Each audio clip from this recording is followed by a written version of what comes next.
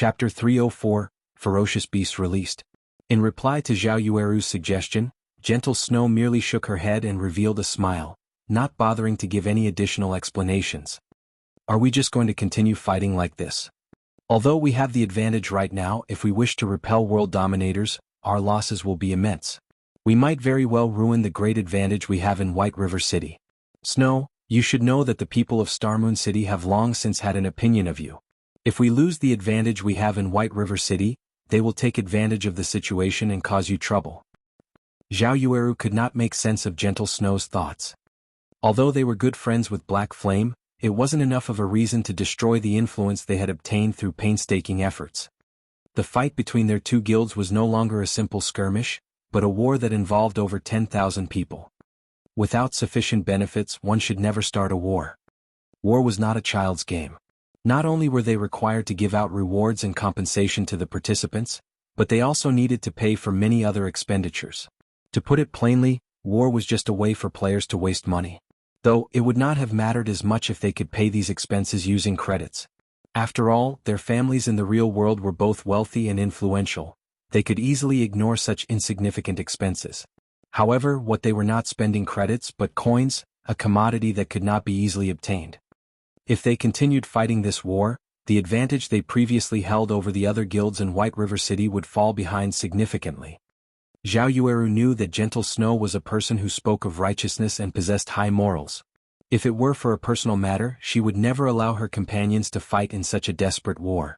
It was also the reason many experts willingly followed and respected her. Even if it were for personal reasons, Gentle Snow absolutely would not drag in the entirety of Ouroboros in White River City. Is Zero Wing truly worth the effort to attempt to win this battle and protect them? Zhao Yueru asked in confusion. Yes, I believe my own foresight. Gentle Snow's crystal-clear eyes glowed with firm confidence. In truth, Gentle Snow wanted to say that she believed in Black Flame and Yi Feng's potential. In addition, there was also a great power hidden behind Black Flame. Even to this moment, Gentle Snow had yet to glean any important information about Black Flame. Not only could he form a connection with the Starstreak trading firm, but he was also allowed to sell his products there. This was definitely not a feat that any ordinary power could help achieve. At the very least, to this day, Gentle Snow had yet to find any other guild successfully forming a relationship with the NPCs of a trading firm. Moreover, the experts in Zero Wing had practically appeared from thin air. If one claimed that no power supported Zero Wing from behind, then how was it even possible for a recently established guild like Zero Wing to draw in so many experts? Hence, Gentle Snow felt confident that she had made the right decision. However, if Gentle Snow discovered that Feng had simply recruited people in Jianghu City who had been experts in the past, just what would her expression be? As the desperate battle between Ouroboros and World Dominators continued, the vice leader of World Dominators, Blood Halberd, experienced a slight headache. Has that Gentle Snow gone insane? Isn't she just helping out some foreign guild? Is there a need to try so desperately? Blood Halberd appeared disappointed and confused as he looked at the casualty report he had received. As of this moment, they had lost over 1,500 players. Just the compensation they had to pay out had already reached astronomical amounts. The more Blood Halberd read the death toll written in the report, the darker his expression became. No matter how he considered things, World Dominators would undertake a huge loss this time. Guild Leader Tyrant, World Dominators has incurred an immense loss due to your great plan. If you don't compensate us appropriately, don't blame me if the relationship between our guilds turns sour. Blood Halberd was furious now. He felt that Lone Tyrant had used him as cannon fodder. Vice Leader Blood, please calm your anger. This entire incident was purely an accident. I did not expect Gentle Snow to be a madman. Rest assured, I will definitely compensate you for your losses. Lone Tyrant agreed to Blood Halberd's demands without hesitation. Or to put it in another way, he did not dare hesitate. Although Dark Star was powerful in White River City, it was still weaker than Ouroboros. If a misunderstanding occurred with World Dominators, it would be a disaster if they joined hands with Ouroboros to deal with Dark Star. Hence, Lone Tyrant had no choice but to compensate them. After all, he was the one who had requested World Dominators to hinder Ouroboros. However, Lone Tyrant's heart ached when he thought about how he needed to compensate for over 1,500 deaths. Fine. Since Guild Leader Tyrant has made such a promise, I won't say anything more. While Blood Halberd and Lone Tyrant conversed, Aqua Rose and the members of Zero Wing finally arrived at the battlefield between Ouroboros and World Dominators. "It's up to all of you now," Feng spoke in the guild channel. "Guild leader, leave it to us. At worst we will just have to die once. No matter what, we are going to teach World Dominators that, if they wish to join hands with Dark Star to face us, they better not think of leaving unscathed. Right? Since they wish to start a war, we will show them that anybody who dares provoke Zero Wing will suffer the consequences." Energy filled the 3,000-plus members of Zero Wing that had hurried to the battlefield. The moment Feng gave the order, they would instantly transform into ferocious beasts and tear apart their enemies. "Good, listen to my command. Assassins, your job is to use stealth and sneak over to World Dominators' healers. Shield Warriors, Guardian Knights, Berserkers, and Swordsmen, all of you are to charge into the heart of World Dominators and break their formation. Healers, follow the group closely and keep everyone in the unit alive. As for ranged attackers, block their path of retreat. We will not let a single one of them leave here alive. Aqua Rose will be in charge of commanding the ranged classes." Under Feng's commands, everyone from Zero Wing took organized action. Very quickly, more than 300 assassins snuck to World Dominators' rear lines. Meanwhile, as all of the players from World Dominators were occupied with their battle against Ouroboros, none of them managed to discover the forces of Zero Wing arriving behind them, let alone the assassins sneaking up on them. "Assassins, confirm your targets. Have 2 people deal with each target and kill the healers with certainty. Do not give World Dominators a chance to react," Feng said in the guild channel.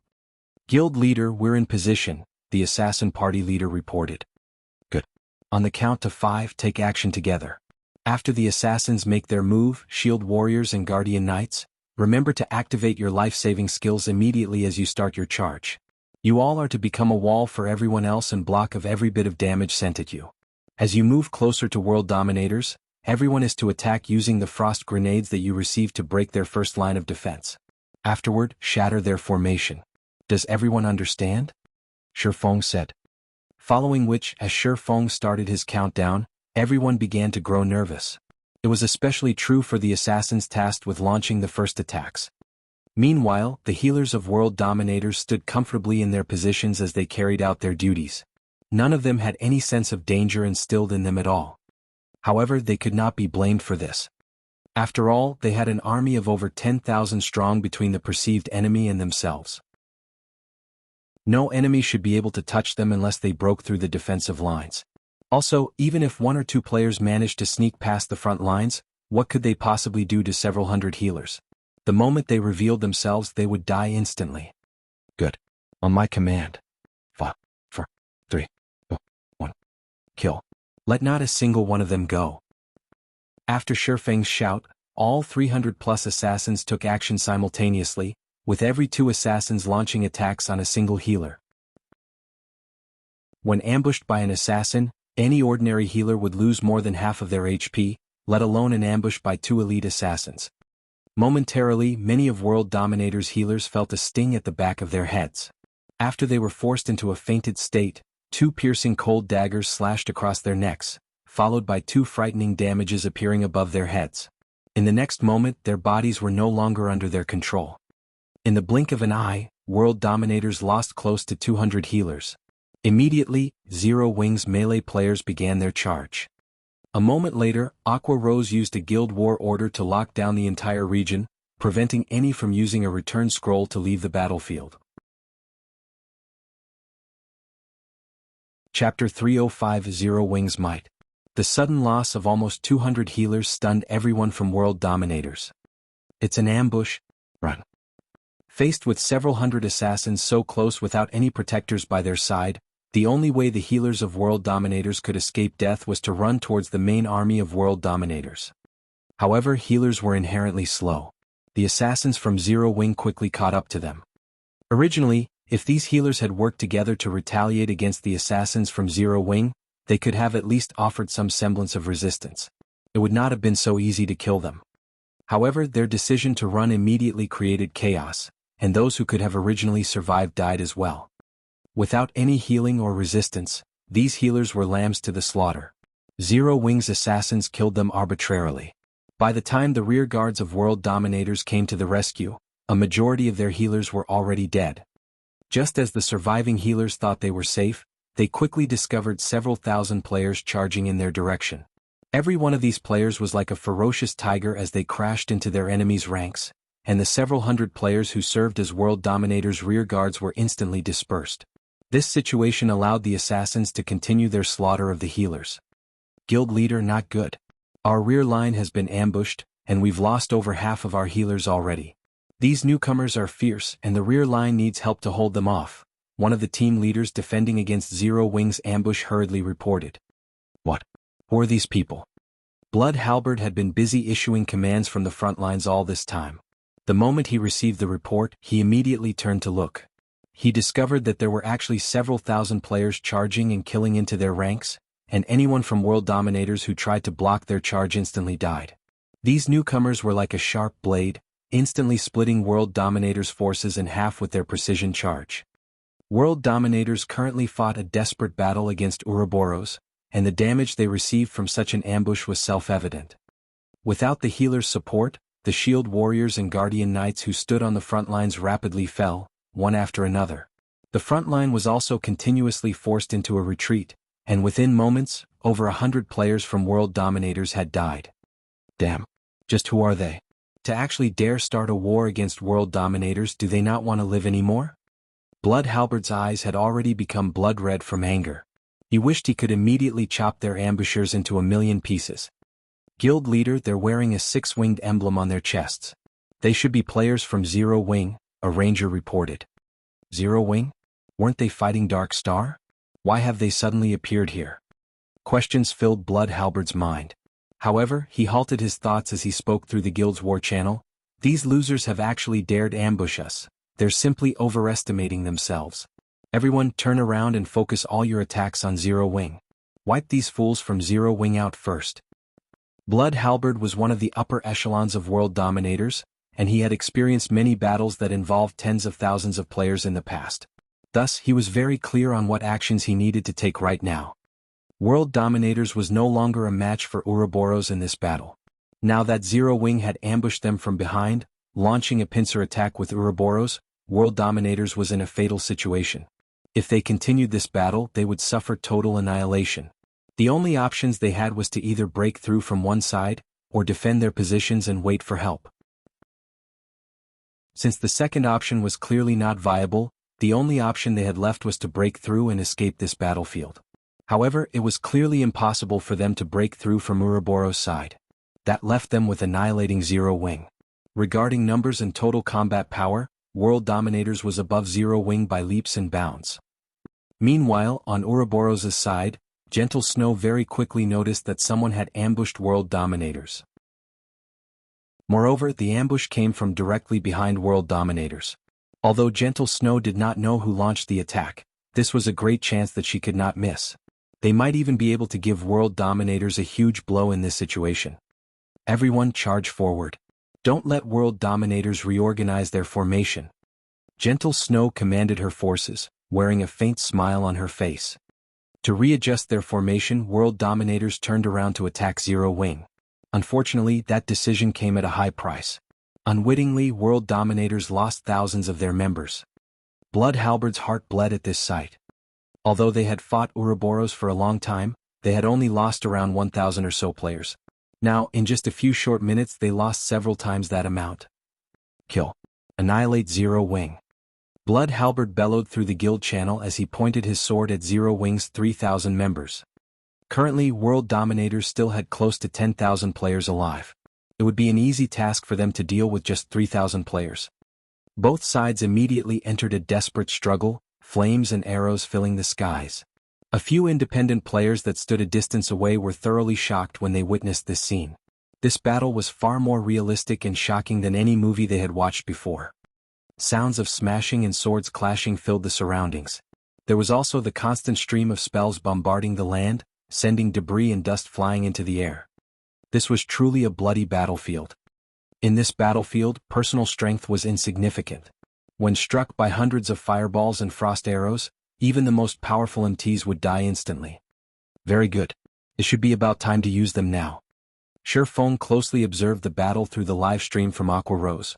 After watching both sides clash for some time and seeing how closely packed the players on the enemy side were, Feng commanded in the guild channel, "Use all your frost grenades and magic scrolls now. Hold nothing back and use all of them at once." The members of Zero Wing who had long since hungered for this moment immediately tossed the frost grenades in their hands. This time around, the members of Zero Wing only used basic frost grenades. Moreover, frost grenades were only half as effective when used against players, so each basic frost grenade only dealt 100 damage to players. However, with several thousand players using them simultaneously, the accumulated damage could easily exceed 10,000 points. Currently, a majority of the players in God's domain were around level 15, and even top-tier experts would be level 20 at best. Meanwhile, a level 20 shield warrior or guardian knight would only have around 3,000 HP. In the face of so many basic frost grenades, these players were cannon fodder. They could die at any given moment. Shortly after the basic frost grenades were thrown, a large swath of players from World Dominators died. As for those lucky enough to survive, they transformed into pure white ice sculptures. Immediately, the reinforcements from World Dominators who were just about to charge over were stunned stiff on the spot, intense fear permeating their hearts. As for Gentle Snow who stood at a far distance, she had only noticed the center of the battlefield suddenly transforming into a snowy field. In this lush, green land surrounded by blistering hot temperatures, this white contrast made for relatively beautiful scenery. However, Blood Halberd was not in the mood to appreciate this pleasing sight. Zero Wing's combined frost grenade attack had instantly killed over 1,000 players. Adding in the follow-up control effect of the frost grenades and Ouroboros' continuous assault from behind, the death toll in this brief moment was at least 3,000. Moreover, even without this wave of frost grenades, Blood Halberd had discovered something very important. Although Zero Wing only had around 3,000 members, a large majority of them were elite players. Not only did they possess high levels, but their equipment was also of good quality. With these two advantages, these players could easily take on 2 to 3 average players.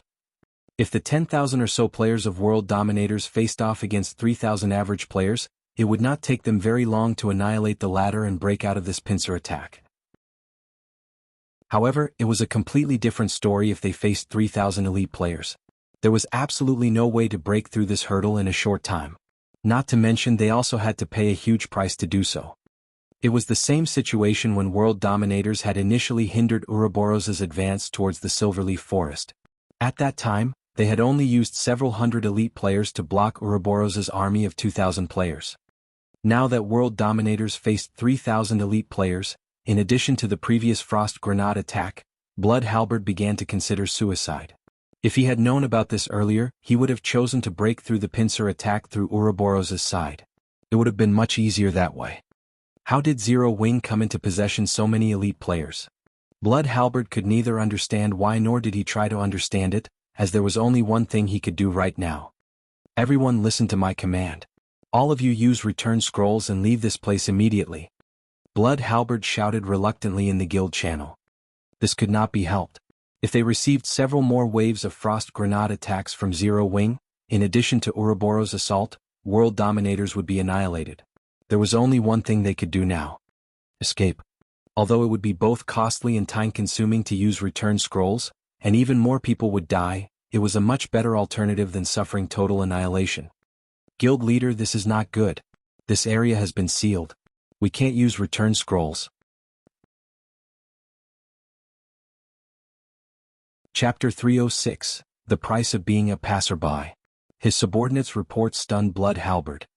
Do they really intend to fight to the bitter end? Blood Halberd's eyes turned crimson, his current mood similar to an imminent volcanic eruption. With the entire area sealed off, preventing the use of return scrolls, World Dominators had no way to escape. The steep slopes on both sides of this area left only one line of movement available. One could only advance forward or retreat backward. There was no third option available. Right now, however, Ouroboros blocked the road back to the city, while Zero Wing blocked the road to the Silverleaf Forest. Originally, Blood Halberd felt only contempt for Zero Wing's attempt to launch a pincer attack on World Dominators. Now that he had personally witnessed Zero Wing's strength, however, Blood Halberd no longer dared underestimate Zero Wing. Whether it was Ouroboros or Zero Wing, neither of them was easy to deal with. Blood Halberd's current situation could be perfectly described as being stuck between a rock and a hard place. However, inaction would similarly result in World Dominator's complete annihilation. Originally, World Dominators had come to this place simply to aid Dark Star in delaying Ouroboros' advance. Now, however, they had become the center of the war. Everyone, defensive formation. Blood Halberd commanded after a bit of thought, not daring to delay any longer. The members of World Dominators immediately formed a circle to repel attacks from both sides and reduce their losses. Meanwhile, Blood Halberd sent out a communication request to Lone Tyrant. Originally, Lone Tyrant was still joyous over locating Fire Dance's group. However, he suddenly received an urgent call from Blood Halberd. Vice Leader Blood, I will definitely send over the compensation after this entire matter is dealt with. Please stop rushing me, Lone Tyrant said, slightly annoyed. Compensation? Blood Halberd's anger boiled over when he heard this word. Originally, Dark Star was the one responsible for dealing with Zero Wing. However, World Dominators now had to handle both Zero Wing and Ouroboros, placing Blood Halberd's guild in such a dangerous situation. Was this something mere compensation could make up for? Guild Leader Tyrant, I promise to help you delay Ouroboros, not to start an all-out war with them. Now, not only have you let Zero Wing's forces run away, you're even making World Dominators face two guilds at once. Meanwhile, you, Guild Leader Tyrant, only know how to utter the word, compensation? Guild Leader Tyrant, you're good. You're very good. The more Blood Halberd spoke, the angrier he got. He felt that Lone Tyrant had plotted against World Dominators all this time. First, Lone Tyrant had let them fight it out with Ouroboros. Then he had allowed Zero Wing's forces to escape. In order to escape, Zero Wing could only pass through the area where World Dominators and Ouroboros were fighting. In the end, Zero Wing had no choice but to start a fight with World Dominators. With this plan, Lone Tyrant could kill 3 birds with 1 stone. Success meant that 3 of the top 6 guilds in White River City would receive a huge blow, with Dark Star the only beneficiary of this chaos. Lone Tyrant was certain that there was a misunderstanding the moment he heard Blood Halberd's words. After all, he had not intentionally allowed Zero Wing to escape. Instead, the players from Zero Wing had left on their own, and they just happened to encounter World Dominators on their way back, which resulted in World Dominators suffering a pincer attack. Everything was simply a coincidence. As for Zero Wing's decision to directly oppose World Dominators, any normal person would not do that. Currently, Dark Star was in an all-out war with Zero Wing, a war that would end only when one side was completely annihilated. Just before, Black Flame had even publicly declared that he would make Dark Star pay the price of 30,000 people. So, why would they suddenly go and provoke a first-rate guild like World Dominators? Only a person who wished to die a quicker death or a person with brain damage would declare war simultaneously on 2 of the top 6 guilds in White River City. However, no matter what Lone Tyrant said now, Blood Halberd definitely would not believe him. Hence, Lone Tyrant hurriedly said, Vice Leader Blood, I truly know nothing about this matter. I'll send my army over there right away. If we execute a pincer attack, I'm sure we can wipe out Zero Wing. Well, come quickly then. Blood Halberd shouted in rage. The more he listened to Lone Tyrant speak, the more disgusted he was with this person. Lone Tyrant had actually used World Dominators as bait. However, the priority right now was for the guild to escape this predicament. Everything else was secondary. Okay, I'll have them head over immediately. Lone Tyrant ended the call and promptly contacted his troops stationed outside the Silverleaf Forest. Of the 6,000 players there, Lone Tyrant sent 5,000 over to deal with Zero Wing, while the remaining 1,000 stayed behind to continue blocking the exits of the Silverleaf Forest. However, as time slowly passed, World Dominator's situation turned grimmer and grimmer. Zero Wing's 3,000 elites were incredibly zealous. After several consecutive charges, although Zero Wing lost several hundred of their members, World Dominators lost at least 3 to 4 times that number. Not to mention, Ouroboros was also madly assaulting them on the other side. After gathering up his courage, one of the team leaders of the elite teams, Lonely, walked up to Blood Halberd and asked in a soft tone, Guild Leader, if this situation continues, we'll definitely be finished. Are the reinforcements from Dark Star not here yet? If the elite members of World Dominators were to lose 2 or 3 levels, in addition to most of the weapons and equipment on their bodies, World Dominators would definitely not be able to compete for White River City any longer. I know that, but they still need around 10 minutes before they can arrive. At this moment, Blood Halberd's heart was bleeding in pain. However, he was helpless in this situation, unless of course Zero Wing or Ouroboros showed mercy and let them go. Blood Halberd's eyes shone when this thought occurred to him. He was not out of options yet.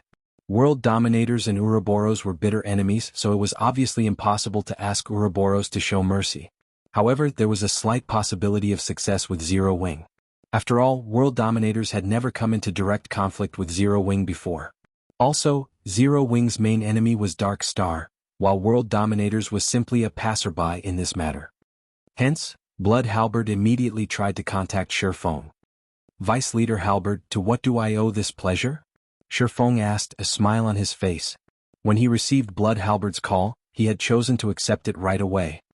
Guild Leader Black Flame, the war between our guilds is just a misunderstanding. World Dominators has a feud only with Ouroboros. We came here simply to fight Ouroboros, and we truly never intended to fight your guild. In regard to the losses and inconvenience caused to your guild, I can compensate you on behalf of World Dominators. As long as Zero Wing stops attacking us right now, I will immediately have our guild's finance department send over 1 million credits to serve as compensation. What do you think, Guild Leader Black Flame? Although Blood Halberd had tried to speak casually, he could not completely hide the panic in his tone. After all, at least one elite member of World Dominators was dying with each passing second. 1 million credits. In past virtual reality games, even well-known gaming workshops needed a month's time to earn such a sum. Hence, Blood Halberd's offer of 1 million clearly showed his sincerity. So it was all a misunderstanding. Feng acted as if he had come to a sudden realization, letting Blood Halberd feel a hint of hope. However, before Blood Halberd could even feel joy, Feng's tone changed abruptly as he said, I am moved by Vice Leader Halberd's generosity. Sadly, one of my shortcomings as a person is that I am extremely headstrong. Since it is a misunderstanding, let us just continue this misunderstanding, then. You're making an enemy out of World Dominators. Aren't you afraid of our retaliation? Blood Halberd screamed in anger. Vice Leader Halberd, what's there to get angry about? The moment we started playing this game, we were bound to meet with some trouble. If you aren't even prepared to suffer such a small setback, I think it is better for you to retire sooner rather than later. Although World Dominators is only playing the role of a passerby in Dark Star's plan this time, by provoking Zero Wing, you also have to pay a terrible price. Feng chuckled. However, don't you worry. Dark Star will soon be joining you all. After Feng disconnected the call, he then contacted Aqua Rose saying, no need to be polite. Leave none of them alive. Show everyone the consequences for those who dare to be a passerby, and have thoughts about Zero Wing. Chapter 307, Famous in a Single War. Damn. This Black Flame is practically a mad dog that bites anyone it sees. Blood Halberd cursed. I'll definitely remember this matter. If there is a chance in the future, I'll definitely not let him off. Vice Leader, we've lost too many healers. This long battle is also taking a heavy toll on the remaining healers' mana. They can't leave their combat status to use the magic spring, so they can only rely on mana recovery potions to replenish their mana. However, most of them have already consumed all the potions they have. If the reinforcements from Dark Star still don't arrive, we will definitely be finished, Lonely reported hurriedly. Naturally, Blood Halberd was aware of this matter. Before Zero Wing's intervention, World Dominators had been able to split its healers into two teams, with one team healing the players at the front and the other falling back to replenish their mana, and rotate them accordingly. However, Zero Wing's ambush had taken out over half of World Dominators' healers. If World Dominators were to insist on maintaining the rotation system, its death toll would at least double. Damn that lone tyrant. If he had not goaded me into hindering Ouroboros, we would not have fallen into this situation. Blood Halberd also hated Lone Tyrant greatly at this moment, regretting his decision to listen to him. If he had known that Zero Wing was so powerful, and also how insane Black Flame was, he definitely would have chosen to watch this entire affair play out from a safe distance. In the end, he now suffered from his own decision. Originally, there had already been a gap between World Dominators and Zero Wing in overall combat power. Now that World Dominators had lost the support of its healers, that gap had widened further. Following the crippling of World Dominators' healers, its players were like wheat being reaped, their lives effortlessly harvested by the members of Zero Wing. In contrast, Zero Wing's healers carried out their task with great zeal. The frontline players of Zero Wing found it hard to die even if they wanted to. Within moments, the mortality ratio of the two guilds soared to frightening heights. When Zero Wing initiated their ambush, the mortality ratio had only been 1 to 3, with world dominators having the higher number of deaths. Now, however, that ratio had risen to 1 to 8 and would soon approach 1 to 9. In other words, for every player Zero Wing lost, world dominators would lose 8 or 9 players. On the other front, the players from Ouroboros were fighting valiantly as well, and they had succeeded in pushing the original mortality ratio of 1 to 1, 2 up to the current ratio of 1 to 3. No, we can't wait any longer. At this rate, we'll be completely annihilated by the time the reinforcements from Dark Star arrive. Both anger and grief filled Blood Halberd at this moment. World dominators had started this war with over 10,000 members. Yet now only 5,000 or so members remained alive. Immediately, Blood Halberd shouted in the guild channel, "All of you charge together with me. We're leaving with as many lives as we can." At Blood Halberd's command, everyone from world dominators commenced a desperate charge while ignoring even the magical bombardments from enemy mages. Naturally, such an exodus only made it much easier for Zero Wing and Ouroboros to kill them. The price these two guilds had to pay also lessened greatly. However, with 5,000 plus players desperately trying to escape en masse, it was also impossible for the two guilds to kill every single one of them. In the end, less than 500 of the 10,000 plus members world dominators had started this war with made it out alive. Everyone else died. After suffering such a massive loss, world dominators no longer had any chance of competing for dominance in White River City. Zero Wing really is amazing. Although they only number around 3,000 or so, a large majority of them are actually elite players. After obtaining victory in this battle, Zhao Yueru had a renewed opinion of the guild called Zero Wing. With only around 5,000 members in Zero Wing, its total member count was not even comparable to a third-rate guild's. However, after Zhao Yueru witnessed the combat power its 3,000 plus members displayed in this battle, she no longer found it strange for Zero Wing to be considered one of the top 6 guilds in White River City. Zero Wing was indeed worthy of its fame. Second-rate and third-rate guilds would be no match for Zero Wing at all. Moreover, the destructive force displayed by the frost grenades that Zero Wing had used was simply too shocking. If not for those tools of mass destruction, this war might still be ongoing right now, while the price Ouroboros had to pay would also be greater. Snow, your foresight is as diabolical as always. Zero Wing is indeed not a simple existence, Zhao Yueru giggled. Although world dominators managed to escape with a few hundred of its members, its heavy losses this time means it no longer has any chance of fighting over White River City. Without this old nemesis of ours, Ouroboros has a greater chance of becoming the overlord of White River City. Gentle Snow rolled her eyes at the giggling Zhao Yueru. The girl actually dared describe her in such a way. However, Zero Wing's performance had truly surpassed her expectations. Although Zero Wing had a mere 3,000 or so members on their side, in the face of world dominators' overwhelming numbers, Zero Wing had lost only a paltry 1,000 or so members. This was definitely a brilliant battle record. If the beginning of this battle had not been so intense, the peak of mortality occurring during this period of time, Zero Wing would have lost at most 500 or 600 members in this entire battle. Meanwhile, world dominators had lost over 10,000 players. One could just see how powerful Zero Wing was. After the end of the battle, both sides started distributing the spoils of war. Even leaving aside the equipment that was originally dropped by both sides, the number of weapons and equipment dropped by the 10,000 plus players from world dominators remained quite considerable. Very quickly, Aqua Rose and Gentle Snow agreed to split the loot in a 2-to-8 ratio based on the total value of all the equipment dropped. Zero Wing would receive 20% of the total loot, while Ouroboros would receive 80%. However, Zero Wing would mainly receive equipment of bronze rank or higher. Aqua Rose settled for such an unbalanced ratio due to Feng's arrangements. As to why Feng would propose such a division, firstly, it was his form of gratitude for Ouroboros' aid. Secondly, they had no use for that many pieces of equipment. The reason being, most of the equipment left behind by world dominators were not even bronze rank. As for mysterious iron equipment, there were only a pitiful amount of them dropped in this battle. Arming the guild's normal members with such poor quality equipment might be fine, but for the elite members, Feng had yet to fall to such a low standard. Hence, he was satisfied as long as he could obtain some bronze-ranked weapons and equipment to arm the newcomers of the guild. Meanwhile, after the battle involving tens of thousands of players ended, the independent players who had been observing it uploaded recordings of the entire battle to the forums.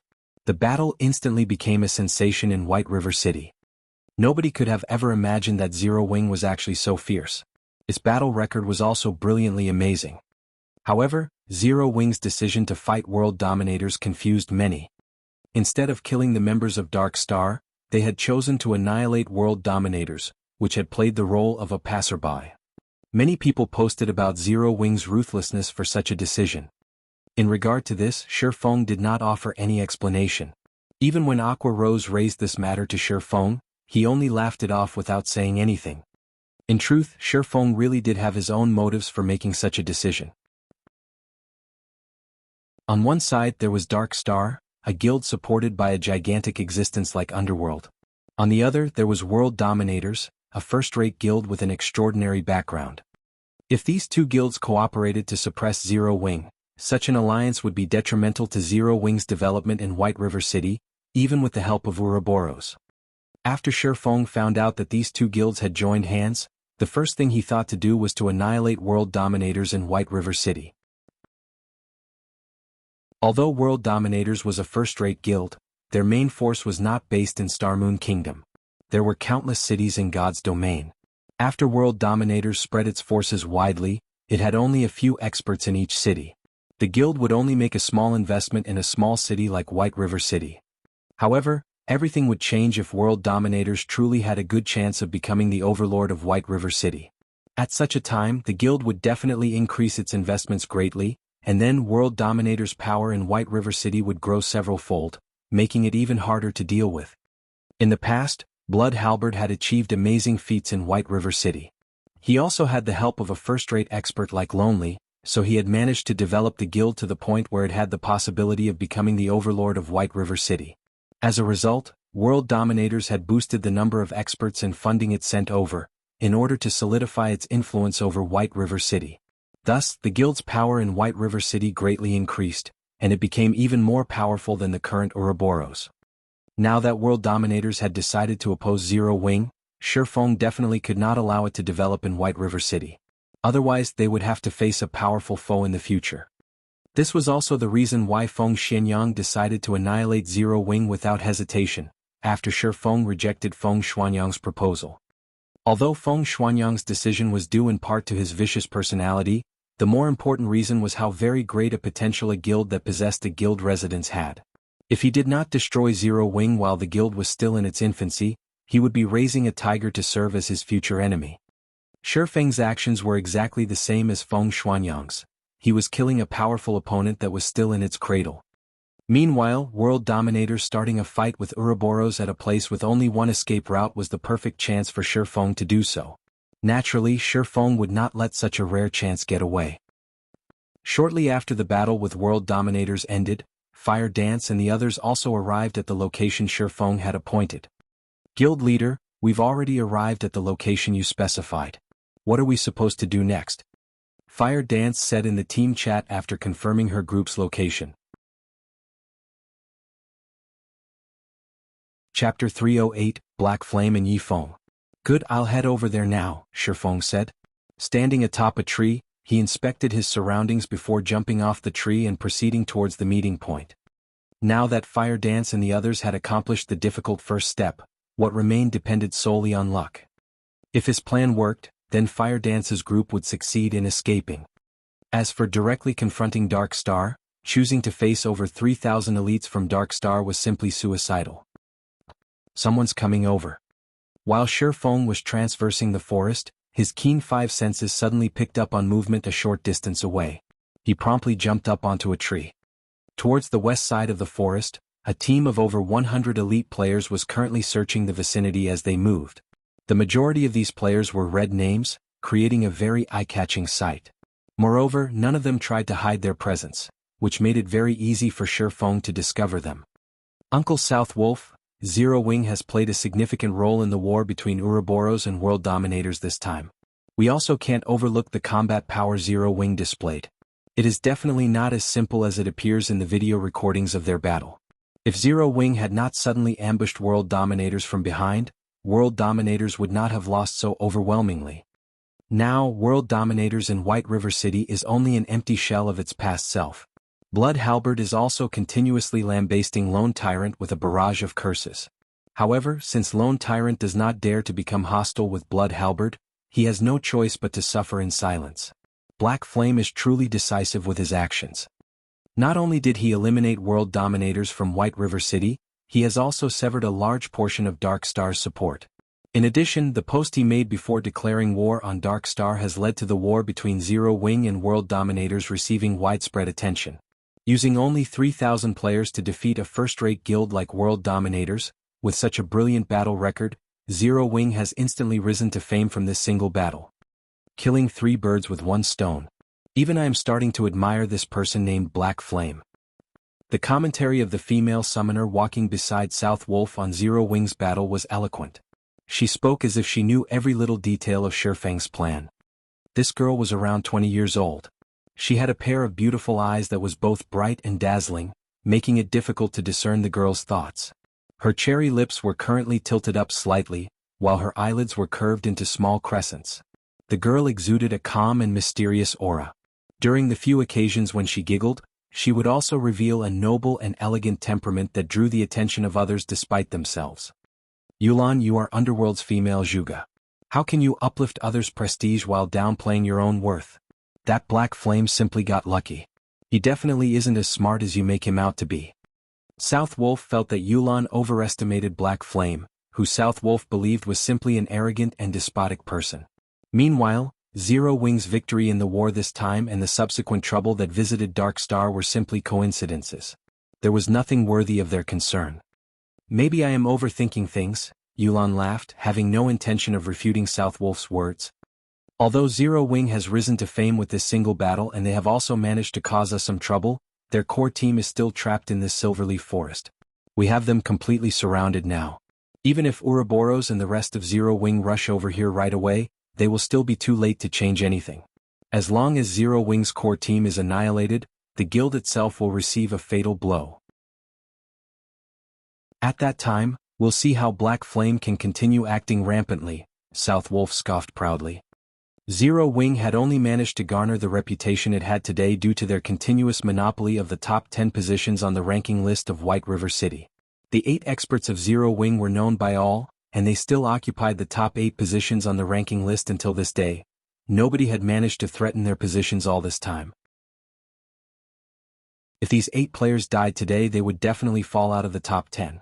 Subsequently, Zero Wing would also lose the fame and prestige it possessed. I guess this could be considered a flaw of guild leader Black Flame. Players have always worshipped the strong. Although occupying the top position on the ranking list would bring him great benefits, if he fails to maintain this position, it would instead become a sword that will stab him in the heart. Yulan nodded. In the middle of South Wolf and Yulan's conversation, an assassin suddenly spoke in the team chat. Brother South Wolf, I've found them. Assassins were not only proficient in the art of assassination, they were also proficient in the art of tracking. Hence, assassins were definitely the best choice when hunting for players. Good. Even the heavens are aiding me. I will bring an end to Zero Wing. Blade, immediately inform guild leader Tyrant of this and have them come quickly. We'll go ahead and delay Fire Dance's group. The moment everyone arrives will be their time of death. South Wolf laughed. It is a pity Feng isn't with them. Otherwise, I will definitely make him regret making a mockery out of Underworld. Regardless, I will use the deaths of Zero Wing's core team members as a greeting gift to him. Feng? Uncle South Wolf, are you referring to the God-ranked expert of White River City, that Feng? Yulan suddenly grew interested. What dog's fart expert? If he had not hidden himself, I would have already made him kneel and beg for forgiveness by now, South Wolf said in disdain. Yulan entered a deep contemplation after hearing South Wolf's words. Suddenly, a smile appeared on her face and a hint of joy glimmered in her eyes. It was as if she had found a new toy to play with.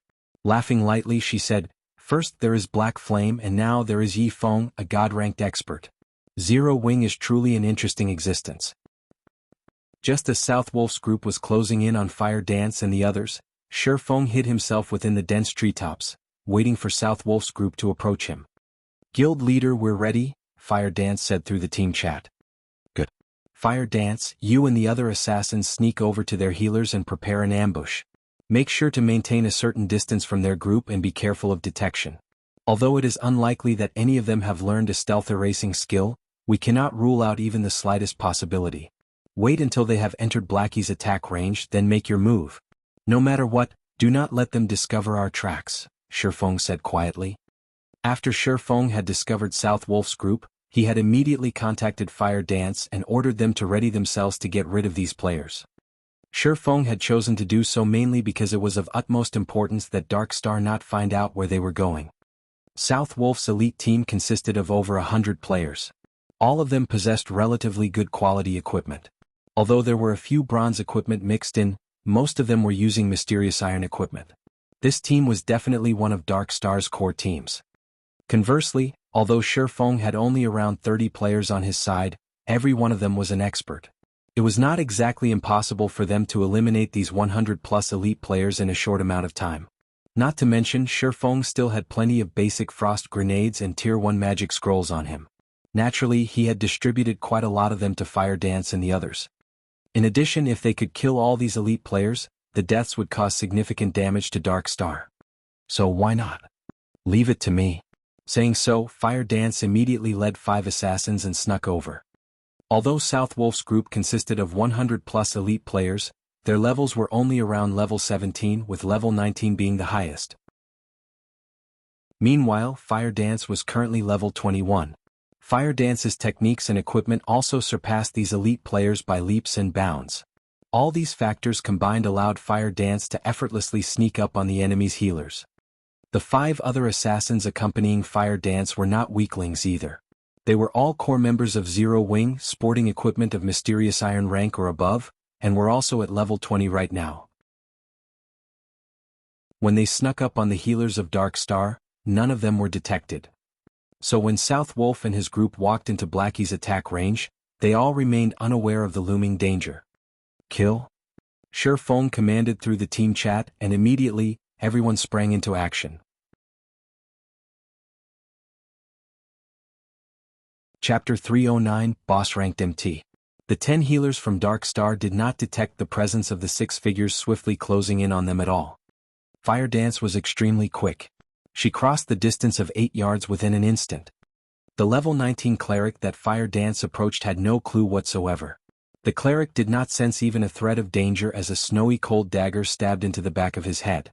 Before the cleric could even feel pain, another dagger, this one scorching hot, slashed his neck.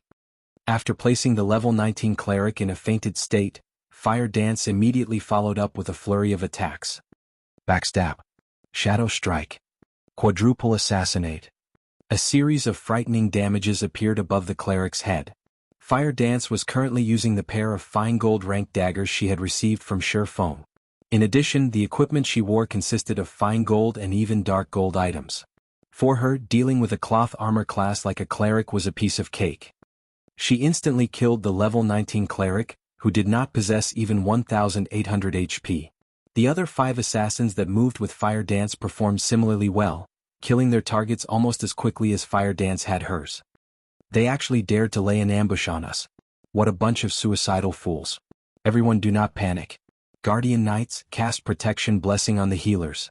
Rangers, mark those fools immediately, absolutely do not let them disappear again. Elementalists, use Ice-type magic to restrict their movements. Everyone else, charge at them. South Wolf quickly issued commands after discovering the deaths of 6 of their healers, a cold sneer on his face. The shield warriors and berserkers closest to the healers reacted quickly. They used charge on the 6 enemy assassins in an attempt to save the remaining healers in their team. Simultaneously, the Guardian Knights of Dark Star cast Protection Blessing on the 4 remaining healers, reducing the physical damage they received by 50%. One could not help but admit that the Dark Star elites were truly skilled players. Their response made it practically impossible for Fire Dance's group to kill the remaining 4 healers now. In the face of the shield warriors and berserkers' charge and also the barrage of frost arrows sent by the elementalists, Fire Dance and her fellow assassins promptly used wind steps, gaining more than a second's worth of invincibility, thanks to the skill's effect. All 6 of them then turned around and ran, leaving behind only the corpses of the 6 healers they killed as they plunged into the forest. Despicable. Assassins, chase after them. Make sure you don't lose track of them. South Wolf bellowed, anger filling his heart. Their team consisted of 100+ elite players. Yet, not only had they lost 6 of their healers in an ambush by 6 assassins, they had even allowed these ambushers to escape. Wouldn't they become laughingstocks if others were to find out about this matter? Before the elites of Dark Star could set off in pursuit of Fire Dance's group, the female summoner Yulan suddenly shouted loudly, "Do not chase after them. Everyone scatter immediately." The moment Yulan finished speaking, she promptly sprinted away from this part of the forest. South Wolf was confused by Yulan's actions, failing to understand why she would do such a thing. However, he still chose to listen to her advice and started running. At the same time, in the distance, Blackie finished chanting the final verse of his spell's incantation. In the next moment, an enormous, golden magic array appeared in the sky, covering a large part of the forest. Shortly after, a dazzlingly brilliant star appeared from the magic array and plummeted towards the forest. One after another, the Dark Star elementalists with quick reactions responded by immediately activating instantaneous movement. Meanwhile, the other classes also activated their own life-saving skills while doing their best to escape the effective range of the attack. However, there were a few players from Dark Star that failed to respond appropriately. Moreover, Blackie's stars of light possessed a very large effective range. Hence, when the first star impacted the ground, the blast caught over a dozen Dark Star players. The continuous bombardment of the stars of light easily wiped out even shield warriors that possessed more than 3000 HP. To put it simply, all those within the stars of light's effective range died. What an amazing skill. Now that I'm seeing it in person, this skill is extraordinary as expected. Aside from Black Flame and Yi Feng, the top ranker of White River City cannot be taken lightly either. Although Yulan had managed to avoid the bombardment of the stars of light, she still could not help but marvel at the terrifying destructive power of the skill. Yulan, if not for your reminder, we would have lost more than just a dozen or so members. At this moment, South Wolf had yet to recover from his shock. After all, he had originally been standing at ground zero of the attack. If he had not escaped as quickly as he had, he might have been among the dozen or so players who had died. Uncle South Wolf, please contact Guild Leader Tyrant immediately and have them on the lookout in their vicinity. Make sure they don't split up, as the ambushers from Zero Wing are definitely not limited to just those 6, Yulan said in the team chat after surveying her surroundings. Yulan, you worry too much. Although we have lost some of our people, this team of ours consists entirely of Dark Star's elite. Fire Dance's group has only around 30 or so members remaining. In a direct confrontation, they stand no chance against us at all. The most they can achieve right now is an ambush on us. Now that they have revealed themselves, it is the perfect chance for us to pursue them. So, how can we choose to wait for our deaths in this place? South Wolf felt that Yulan was panicking slightly after seeing the stars of light. Originally, Yulan had wanted to dissuade South Wolf. However, the latter was simply too impatient. He also did not wish to miss this great chance to get rid of Fire Dance and her group. Hence, before Yulan could say anything more, South Wolf had already led the team off, charging in the direction where Fire Dance and the others had disappeared. Just in time. Seeing South Wolf and his team running over, Feng revealed a smile as he waved his hand. At Feng's gesture, Kola and the other plate armor classes immediately charged forward to meet with the Dark Star members. The moment South Wolf's group noticed the dozen or so Zero Wing members charging at them, they too did not hesitate to hasten their steps, their eagerness to get rid of Kola and the others showing clearly in their eyes. Kola was the chief MT of Zero Wing, and his current level was at level 21. In addition, Kola was mostly geared with fine gold equipment, secret silver being the poorest quality for the items he had on him. The Arclight Guard in his hand was also a dark gold ranked shield. With such good items, Kola's HP exceeded the 3,900 threshold, and his defense was likewise frightening. When a flame explosion sent by one of Dark Star's elementalists landed on him, the spell barely managed to deal slightly over -300 damage. The caster of the spell goggled from shock when he saw such a low damage, his eyes nearly popping out of their sockets. Meanwhile, an arrow shot by a ranger from Dark Star dealt only around -100 damage. The attack could barely be considered a scratch on Kola. To make matters worse, Kola also excelled at dodging. In the face of a sky filled with spells and arrows, Kola actually managed to dodge over half of these attacks. Meanwhile, standing at the rear, Violet Cloud merely had to gesture with her delicate hand, casting a basic recover on Cola.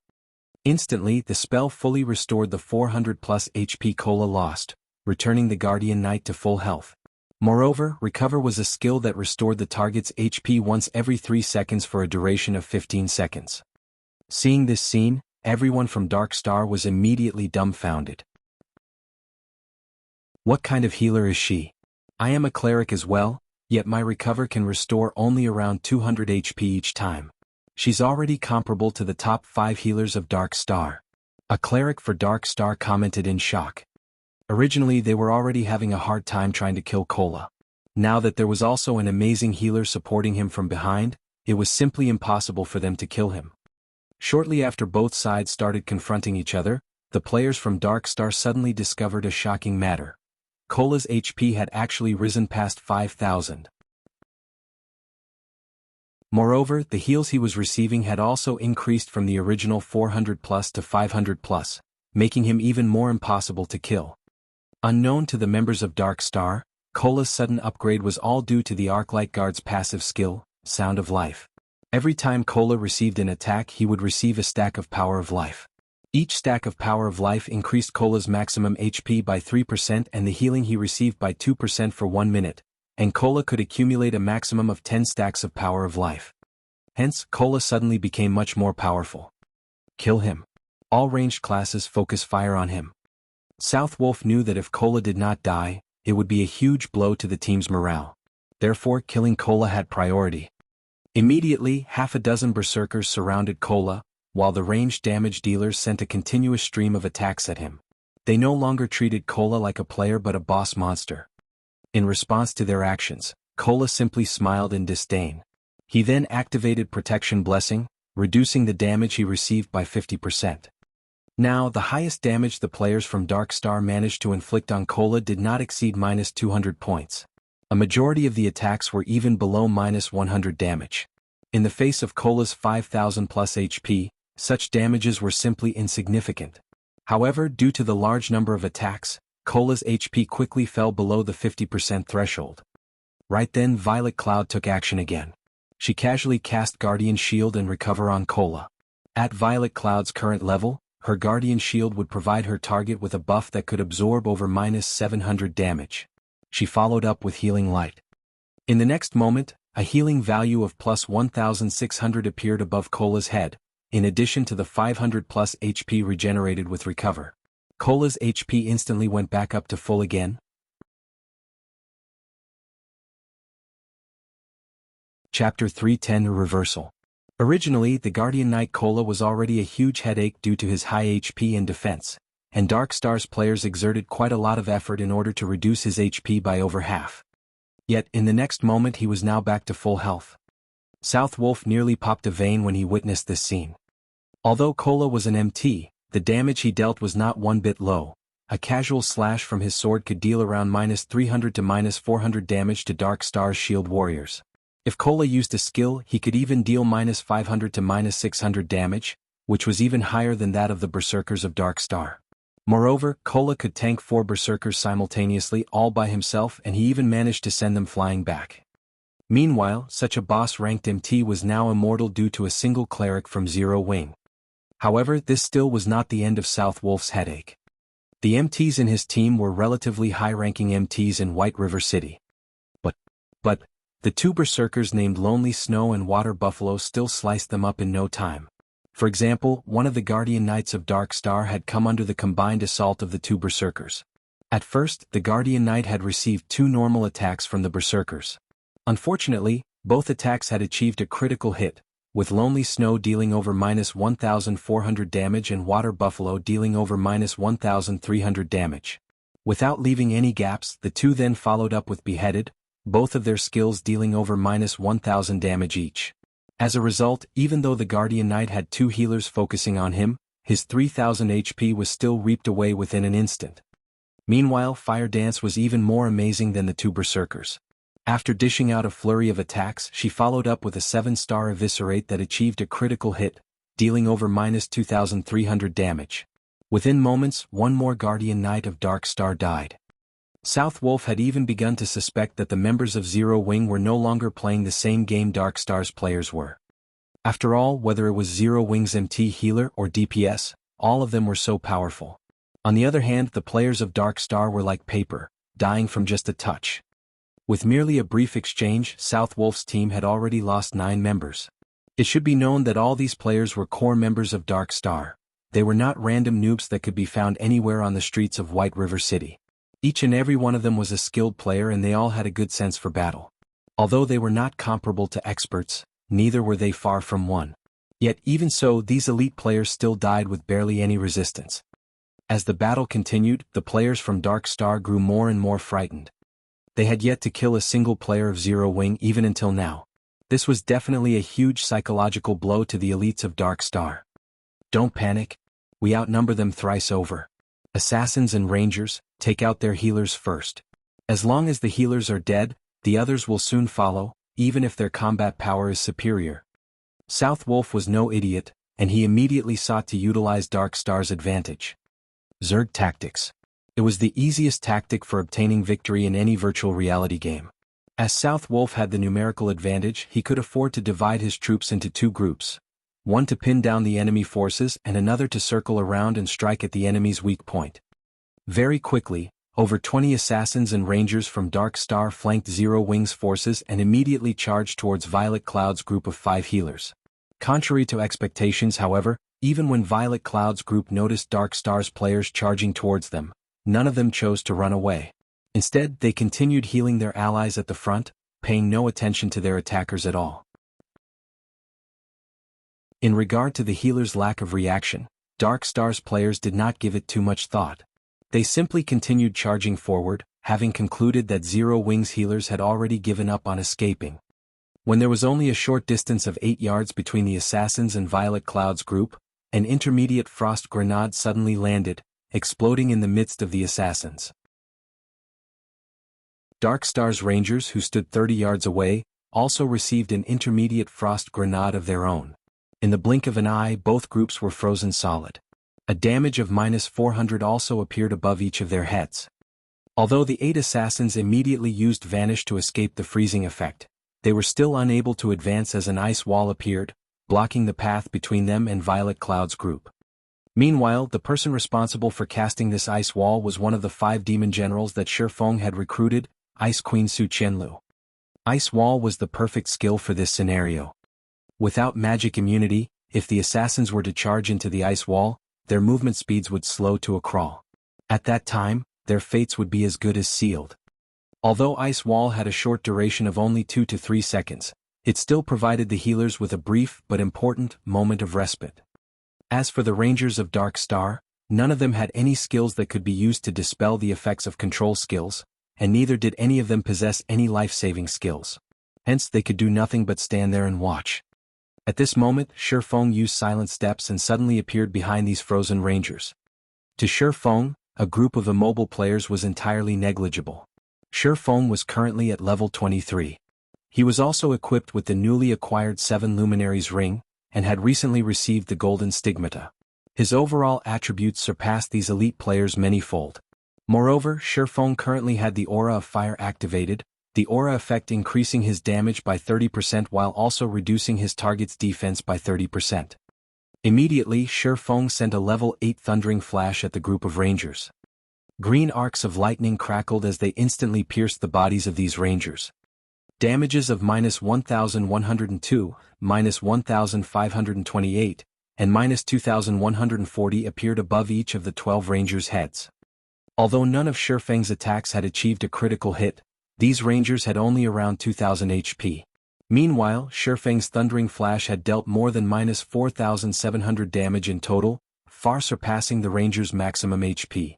The members of Dark Star saw Feng killing all those Rangers with a single strike. Each and every one of the witnesses was completely dumbfounded, their jaw hanging wide open. South Wolf nearly had his eyes pop out of their own sockets. The 12 Rangers simultaneously collapsed to the ground, their actions in complete unison. In the next moment, piles of weapons and equipment were scattered around their bodies. In this chaotic battlefield, this scene was both striking and shocking. The 12 Rangers were all either level 18 or level 19 players. Most of the equipment they used was also level 15 Mysterious Iron equipment, and every one of them had more than 2,000 HP. Yet, they were killed off so easily. Moreover, it wasn't just one person that got killed but an entire group. For a moment, South Wolf believed that he was dreaming. He even considered giving one of his subordinates a slap and then asking said subordinate if it hurt, to confirm whether or not this was a dream. As for the assassins of Dark Star who had been waiting for the ice wall to disappear, after witnessing this unforgettable scene, they had completely forgotten their original task of dealing with Violet Cloud's group of healers. They idly stood there as they watched their ranger companions die, their minds empty of all thought. They then swallowed a big gulp of saliva as they suddenly recalled an important matter. With the number of murders they had committed so far, if they died as well, not only would they lose 2 to 3 levels, they would even lose all the equipment on their bodies. Watching from a distance, Blackie was similarly astonished by the instant deaths of the 12 elite players. However, he had long since grown inured to Feng's horror-inducing feats, so he quickly regained his composure and threw a basic frost grenade at the still-dazed assassins of Dark Star, freezing them once more. This time, none of the assassins could use Vanish to remove the freezing effect on them. Hence, they could only obediently stay frozen. Following which, Blackie chanted an incantation and used Hell Flame. One could easily imagine the might of a Hell Flame that was powered by the epic-ranked staff Mavis's guard. Damages of over -1,000 points immediately appeared above these assassins' heads, and within 3 seconds, all of these assassins turned into ashes, leaving behind a pile of shining weapons and equipment. However, this was still not the end. After Feng had dealt with Dark Star's rangers, he then cast Firestorm, the activatable skill of the Aura of Fire, at the heart of the battlefield.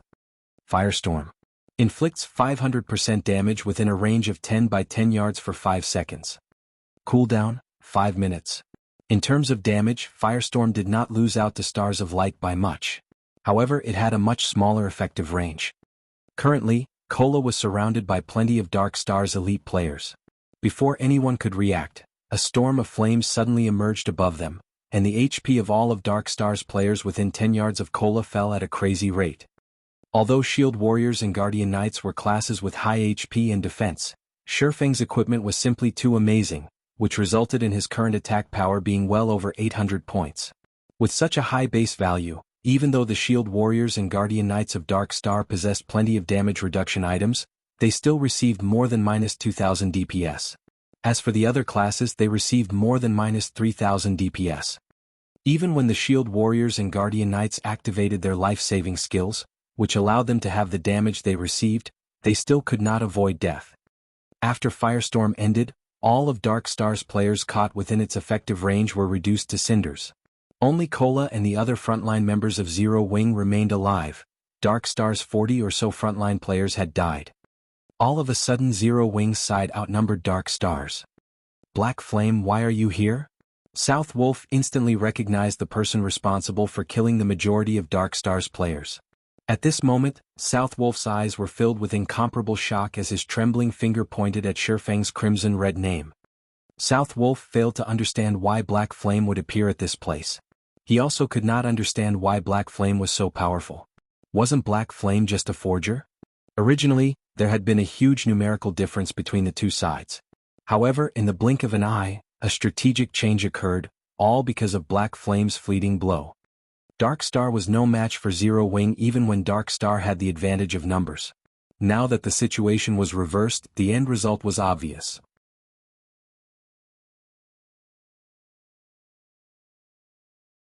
Chapter 311, Absolute Control. Watching up to this point, South Wolf knew that defeat was inevitable, though he was loath to admit it, and his heart was filled with indignation. Currently, his team had fewer than 30 players and practically all of them were mages and healers. He alone was the only melee class alive. With such a team composition, Dark Star stood absolutely no chance against Zero Wing's core team, which currently consisted of over 30 players. The single sword strike Black Flame had displayed far exceeded South Wolf's imagination. Not only was Black Flame inconceivably fast, his grasp of his skills had also reached perfection, as shown by his single attack's impeccable coverage of all 12 rangers. Such a feat required one to possess excellent control over the skill itself and the angle of attack as well. South Wolf was no fool, and neither was he a greenhorn that had been playing virtual reality games for only 1 or 2 years.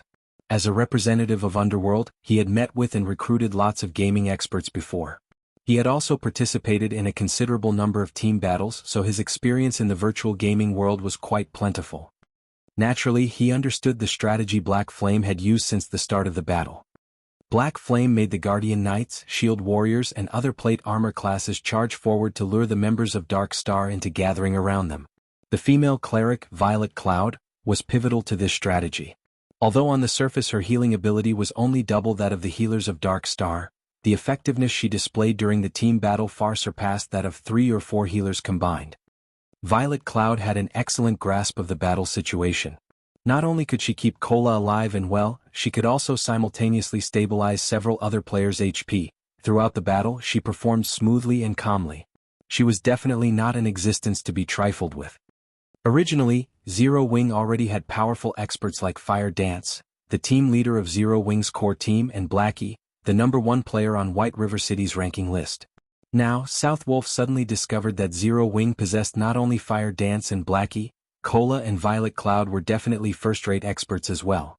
Everyone else in Zero Wing's core team were also all experts. Meanwhile, Black Flame, who had suddenly appeared, was even more terrifying. The strength he displayed far surpassed that of all those previously mentioned. The scene South Wolf witnessed was like a replay of the god-ranked expert Feng slaying the hundreds of players of Martial Union. South Wolf could not figure out why there were so many experts gathering at a newly established guild like Zero Wing. Even a guild that was newly established by a major corporation could not achieve what Zero Wing had managed in such a short amount of time. South Wolf truly wondered how Black Flame had accomplished such a feat. Although South Wolf was shocked by Black Flame's personal strength and by Blackie, who possessed a strategic-level skill that could affect the entire battlefield. Black Flame, you are indeed amazing. However, the entire Silverleaf Forest is already under Dark Star's control. Although your team of 30 or so players can easily defeat an elite team with more than 100 players, do you think you can do the same against 3,000 players? You have simply delayed the time of your demise. South Wolf laughed coldly as he looked at Feng, his current appearance making it seem as if he no longer cared about the many elite players that had died. Let's go. It will be their time of death when Guild Leader Tyrant arrives. Since his team was no match for Zero Wing, South Wolf naturally would not remain in this place and increase his losses. The fact that he had discovered Black Flame, Zero Wing's guild leader, here easily made up for the elite players he lost. After all, Black Flame's death would become a huge blow to Zero Wing's reputation and prestige in White River City. Coming and going as you wish, do you think the Silverleaf Forest is your house? Feng smiled calmly, his eyes revealing a cold killing intent.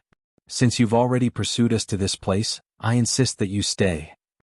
Do you think you can keep me here? South Wolf laughed in disdain. He was an assassin, the class that boasted the greatest survivability in the wild. If he hid himself in the dense forest, nobody would be able to find him. You can try. If any single one of you manages to escape today, then I will let you go. Feng waved, and all 30-plus members of Zero Wing immediately charged forward, starting their hunt of South Wolf and the surviving players of Dark Star. The reason why South Wolf had never participated in the battle before was to leave a path of retreat for himself. This was a habit of his. After all, once he entered combat status he could no longer use stealth. At that time he would only be left with Vanish to enter stealth mode. However, Vanish was a life-saving skill, so it should only be used at the most crucial of moments. Looking at the enemy players charging at him, South Wolf revealed a disdainful expression. Just as he was about to use stealth and hide himself in the dense forest. What's going on? South Wolf suddenly discovered that he could not use the skill. Like a prisoner deprived of his freedom, South Wolf frantically called out his skill bar to look for the cause of this situation. Boss South Wolf, we can't use our skills. What are we supposed to do now? The elementalists of Dark Star asked, frightened. Originally, they had intended to cast Ice Wall to delay Zero Wing's charge. Now, however, none of them could use any of their skills, and an elementalist that could not use skills was like a lamb to the slaughter. Aside from sacrificing their lives to earn a few extra seconds for their allies, they were helpless.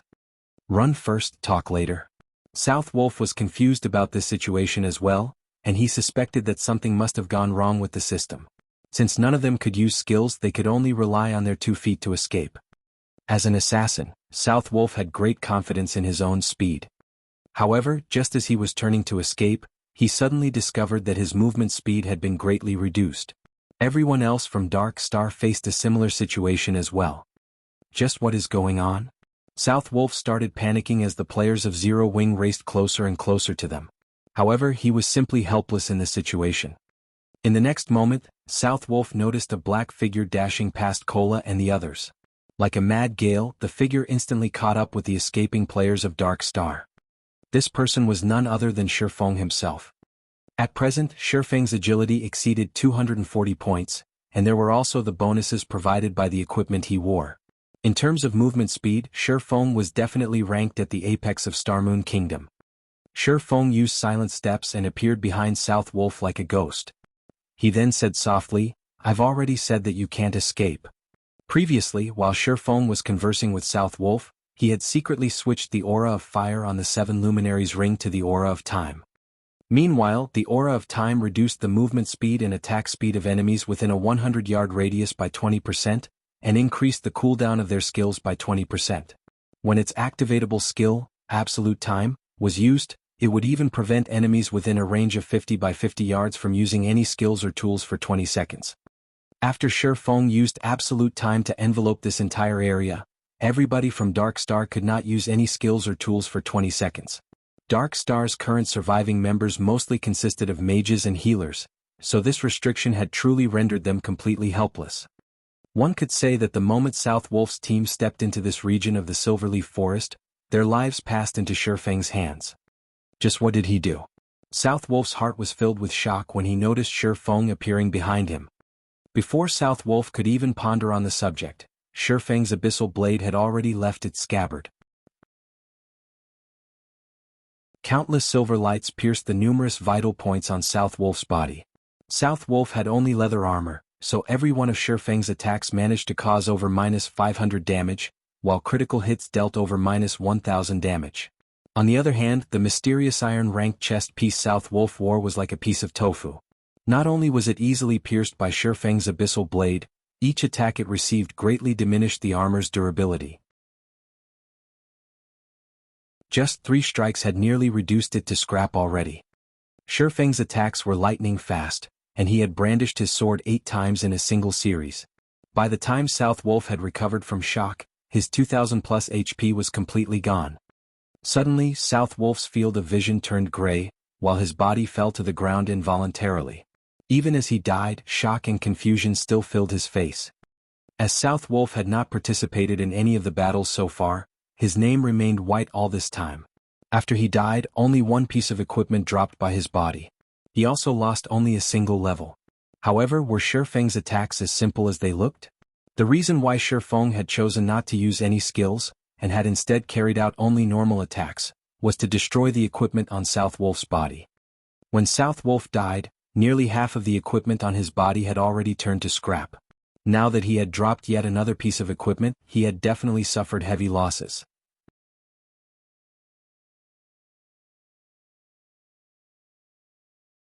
Chapter 312, Diving into Danger Alone. After South Wolf died, the members of Dark Star were like headless flies. Frightened and scared, they fled in all directions. Zero Wing's berserker Lonely Snow swiftly closed the gap between him and an elementalist of Dark Star to 20 yards before using charge to instantly catch up to and incapacitate the elementalist. After that, Lonely Snow used Thunderclap, Violent Strike, Suppression, and Whirlwind Slash in rapid succession, making quick work of the elementalist. Following closely, everyone else from Zero Wing took action as well. Against a group of mages and healers that could use neither skills nor tools, in addition to the fact that these classes were innately slow runners, the members of Zero Wing required no time at all to finish off the surviving Dark Star members. As these players died, they left behind piles of weapons and equipment. Ah, what a fun battle. Those bastards from Dark Star think that they are so amazing, but now all of them are dead. Cola laughed loudly as he looked at the weapons and equipment scattered all over the ground. The frustration he had accumulated from continuously running away was completely swept away now. Fire Dance nodded her head in agreement, a faint smile appearing on her face. She then said with a light chuckle, "This battle was indeed a good stress reliever. None of us died this time while Dark Star lost over 100 players. After this battle, Dark Star will have to reorganize their plans to pursue us. If they could deal with a team of over 100 elite players in such a short time, it also signified that Dark Star would be simply sending its members to their deaths if a team had fewer than 200 or 300 players. In order to reduce its losses, Dark Star would definitely consolidate its teams and at least double or triple the member count of each team. At this moment, Blackie and the others were laughing without restraint as well. After all, they were able to kill over 100 elite members of Dark Star. This would, without a doubt, be a huge blow to Dark Star. Collect the loot. Dark Star will be arriving here soon, Feng commanded. The loot they obtained from killing the 100-plus elite members of Dark Star was extremely bountiful. They had collected close to 1,000 weapons and equipment, and a majority of them were even mysterious iron rank. The harvest they got from this single battle far exceeded even the harvest Aqua Rose obtained from the battle that involved tens of thousands of players. Even Feng was somewhat moved by this harvest. Kill and plunder. Just from this battle, they had obtained the resources required to arm an elite team of 100 players. This was precisely the reason why in the past many large guilds preferred to kill and plunder the core teams of smaller guilds. Not only could they increase their guild's fame and prestige by doing so, they could also make a huge profit. They could upgrade their weapons and equipment much faster this way, compared to raiding dungeons and killing bosses. However, the harvest from this battle was still insufficient to offset the losses Zero Wing had suffered. After all, the weapons and equipment of Dark Star's elites were inferior to those of Zero Wing's elite members, not to mention those of Zero Wing's core members. Every core member of Zero Wing possessed quite a few pieces of secret silver ranked weapons and equipment, and some even possessed fine gold and dark gold ranked weapons and equipment. Guild leader, why aren't you leaving? Fire Dance looked curiously at Feng, who had jumped onto a large tree. You guys go first. I'll hold down the fort. Feng was not a lord who would sit comfortably in his throne while his subordinates fought. Since he was already here, naturally he needed to take something away from Dark Star. But, guild leader, this place is too dangerous. You're also not an assassin, Fire Dance said worriedly. You guys have done enough. Let your guild leader handle the rest. Feng waved them off, hurrying Fire Dance and the others to the designated location. Upon hearing Feng's words, everyone from Zero Wing was immediately moved. In God's domain, guild leaders who were willing to brave danger for his fellow guild members were definitely as rare as a phoenix's feather. Not to mention, Feng was currently a famous existence in God's domain. If he were to die, his reputation would be greatly affected. Then I'll stay behind as well, Blackie said. How could I be left out from such an important matter? Cola stepped forward. Suddenly, everyone else started voicing intentions to remain. All of you stop making a fuss and leave with me. You all will only be a hindrance to guild leader if you stay behind. Fire Dance could feel the cold killing intent radiating from Feng at this moment. She knew that he could no longer hold himself back. She then raised her head and looked at Feng, saying, Guild leader, you have to be careful. Rest assured, I know my own limits. Feng laughed. He then retrieved a basic stealth scroll from his bag. This scroll allowed players to enter stealth mode. The stealth scroll's effect had a duration of 1 hour, and as long as players did not carry out any attacks during this period of time, the scroll would remain in effect. Shortly after Fire Dance and the others departed, Yulan came hurrying over to this place with a huge team of more than 300 players. Sure enough, all of them died. Yulan sighed softly when she saw the ground littered with corpses. However, she was not surprised by this outcome. Obviously, the ambush before was meant to lure them into a trap. However, South Wolf had been too eager for success, which resulted in a team wipe as she had expected. Revive them, Yulan said to the healers in her team. Immediately, the 30-plus healers in the team started using resurrection skills. If players died outside of a dungeon, there were 2 methods for them to revive. The first method was to revive back at the cemetery. However, players were required to wait for half an hour before they could do so. The other method was to have one of the healer classes use a resurrection skill. Players could be revived immediately using this method. However, upon resurrection, players would have to wait another 10 minutes before resurrection skills could be used on them again. A short while later, all 100-plus elite players had been revived. Meanwhile, after being resurrected, South Wolf felt fortunate over the fact that he was not a red name. He had only lost 1 piece of equipment and fallen by 1 level after he died. Yet, when he discovered that most of the equipment he wore had been turned to scrap, he nearly went insane. South Wolf had been using level 15 mysterious iron set equipment, which could be obtained only from a level 15 team dungeon. In order to obtain the complete set, South Wolf had expended a huge amount of time and effort. Now, however, all of them were destroyed. Unlike field bosses, team dungeons reset only once every 3 days, and there were only a limited number of level 15 team dungeons within the region of White River City. Gathering the complete set had taken South Wolf 2 cycles. If he wished to obtain the set once again, he would have to wait through another 2 cycles. At this moment, Lone Tyrant arrived at the scene. He then asked, "South Wolf, what happened here? How did all of you die?" South Wolf was someone from Underworld, so he did not particularly care how many players from Dark Star had died. He cared more about himself instead. However, the same could not be said for Lone Tyrant.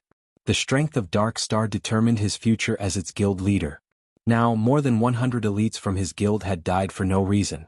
The worst part was that these elites had lost most, if not all, of their weapons and equipment. The levels they lost could be recovered, but it would not be as easy to recover the equipment. We were lured into an ambush unprepared and all of us got killed. However, I discovered something even more important. I don't know how he managed it, but Black Flame is now with the core team of Zero Wing. He has also become a red name at this point, so this is the perfect chance for us to destroy Zero Wing. Although Black Flame is very powerful, we should have no problems dealing with all of them if we send in a team of 300 to 400 players. We can still catch up if we chase after them right away. South Wolf's words immediately allowed Lone Tyrant and Yulan to come to a realization. Truly an interesting person, Yulan muttered softly, her interest towards the player named Black Flame growing.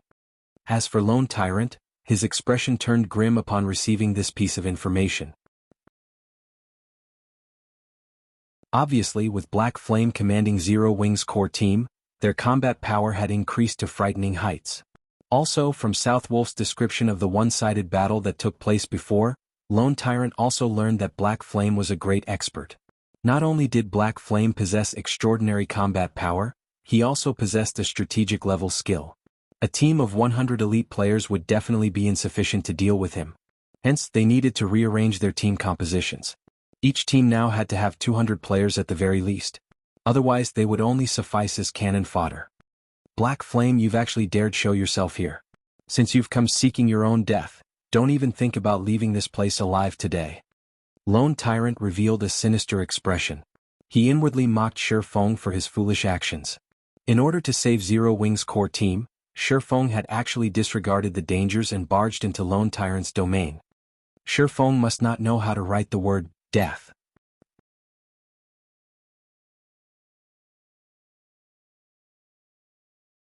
Chapter 313, Killing the Commander. Gather everyone immediately and surround this area. I don't believe that they can grow wings and fly away, Lone Tyrant sternly issued his command. The news of World Dominator's defeat had already spread, and very few in White River City did not know about the battle that took place. This result had greatly boosted Zero Wing's prestige. If Dark Star could get rid of not only Zero Wing's core team, but Zero Wing's guild leader, Black Flame, also, then they could destroy the fame that Zero Wing had accumulated up until this point. At that time, Dark Star would also garner fame themselves, killing 2 birds with 1 stone. Naturally, Lone Tyrant would not let go of such a valuable opportunity. Immediately, everyone from Dark Star started moving. Previously, they had tried to cover too large an area in their search. Now that Feng and the core team of Zero Wing had exposed themselves, Lone Tyrant quickly concentrated their hunt. Soon, more and more Dark Star members gathered at the stated location in the dense forest. Feng, who remained hidden in a tree, did not panic at this situation. Instead, he continued to wait for all the members of Dark Star to arrive. Come. The more the merrier, Feng inwardly chuckled as he saw that the number of players gathered had already exceeded 1,000. Before the battle even started, Feng had already considered the consequences. If he had not come fully prepared, he would not have allowed Fire Dance and the others to obliterate South Wolf's team of elites. Guild leader, our members have surrounded this part of the forest. As long as any Zero Wings members show themselves, it will be their death, a ranger reported as he walked up to Lone Tyrant. Good. Start shrinking the encirclement. Lone Tyrant laughed satisfyingly. He then looked towards Ming Sha, the team leader of the Underworld Guards, and respectfully said, "In a moment, We will have to rely on Brother Ming Sha and your men to take care of the experts from Zero Wing. Rest assured, young Master Feng sent us to deal with Fire Dance and her team of experts. Although there is now an additional black flame added to the equation, the underworld guards can resolve this solution all the same. We won't let any of them escape, Ming Sha replied and nodded his head. In order to extinguish Zero Wing's core team, Feng Xianyang had specifically sent a team of underworld guards to assist Dark Star. Feng Xianyang had gone all out on this hunt. Every underworld guard was an expert that Underworld had spent many years searching for to recruit. Underworld had also spent massive amounts of resources on nurturing these experts further. Compared to Absolute Heaven, the top-tier assassin that Shi Feng faced before, these underworld guards were stronger, not weaker. Meanwhile, Feng Xianyang had sent a team of 20 of such guards. One could just imagine the frightening might this team possessed. Even a 100-man elite team from Dark Star was no match for this team. Also, the leader Ming Sha was an expert among experts. In the virtual gaming world he ranked near the top. Regarding pure combat techniques he was on the same level as the snow goddess Gentle Snow. However, as Gentle Snow was in possession of a huge amount of resources, in terms of equipment, Ming Sha was definitely no match for her. Originally, Feng Xianyang had arranged for Ming Sha to go to White River City to deal with Yi Feng. However, Yi Feng was simply too elusive, as if he had completely vanished from White River City. Hence, Feng Xianyang sent Ming Sha to deal with the top experts of Zero Wing, such as Fire Dance and Blackie. In regards to Ming Sha's strength, Lone Tyrant had personally experienced its power. Even though he was clearly above Ming Sha in terms of levels, and his equipment was of higher quality, he still suffered defeat at Ming Sha's hands in less than 20 exchanges. On the other hand, he had only managed to reduce Ming Sha's HP by 1/10. Meanwhile, after taking some time to focus on upgrades, Ming Sha's equipment could now compare to Lone Tyrant's. Now, Ming Sha was mostly geared with several pieces of level 15 secret silver set equipment and fine gold equipment. He also wielded a level 15 fine gold greatsword, the Bone Shatterer. His equipment certainly ranked at the very top of White River City. Lone Tyrant had estimated that if he fought Ming Sha now, he would last 10 exchanges at most before his defeat. Now that he had so many players surrounding this area and a powerful team of experts like the Underworld Guard supporting him, even a top-tier assassin like Fire Dance could not escape. Just as Lone Tyrant felt confident and was about to declare that he would annihilate everyone from Zero Wing, a figure suddenly appeared in the top of a nearby tree. Someone's there. Ming Sha, who possessed acute senses, immediately discovered the figure. As Ming Sha turned his sights to the intruder, everyone similarly followed his line of sight. Indeed, in the top of the tree they discovered a person quietly watching them. Black Flame. South Wolf immediately recognized the figure, his eyes burning with rage as he revealed this person's identity. At South Wolf's reminder, everyone finally realized Shi Feng's identity. After all, Black Flame had always been a mysterious existence, and most players had never actually seen Black Flame before. Now that this intruder had revealed himself, everyone from Dark Star discovered that Black Flame was just an ordinary-looking middle-aged man. He did not even possess the type of aura that a guild leader should have. No matter how they looked at him, he was only an ordinary man. So, it is Guild Leader Black Flame. I didn't expect you to show yourself here.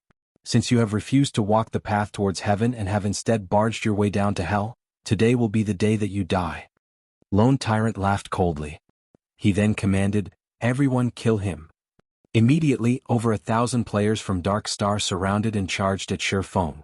Their encirclement was tightly packed, and not even a fly could get past them.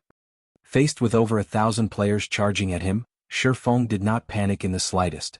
Instead, his eyes emanated a chilling glow as he glared down at Lone Tyrant, smiling faintly. It was as if these 1,000+ players meant nothing to him. Meanwhile, as the recipient of this gaze, Lone Tyrant's heart inadvertently quivered. However, Lone Tyrant quickly dispelled this feeling because he did not believe Shi Feng could do anything to him while so many players surrounded him. In the next moment, however, Shi Feng vanished from the treetop in everyone's sight. This is not good. He's trying to escape. Quickly use flare. Lone Tyrant hurriedly shouted.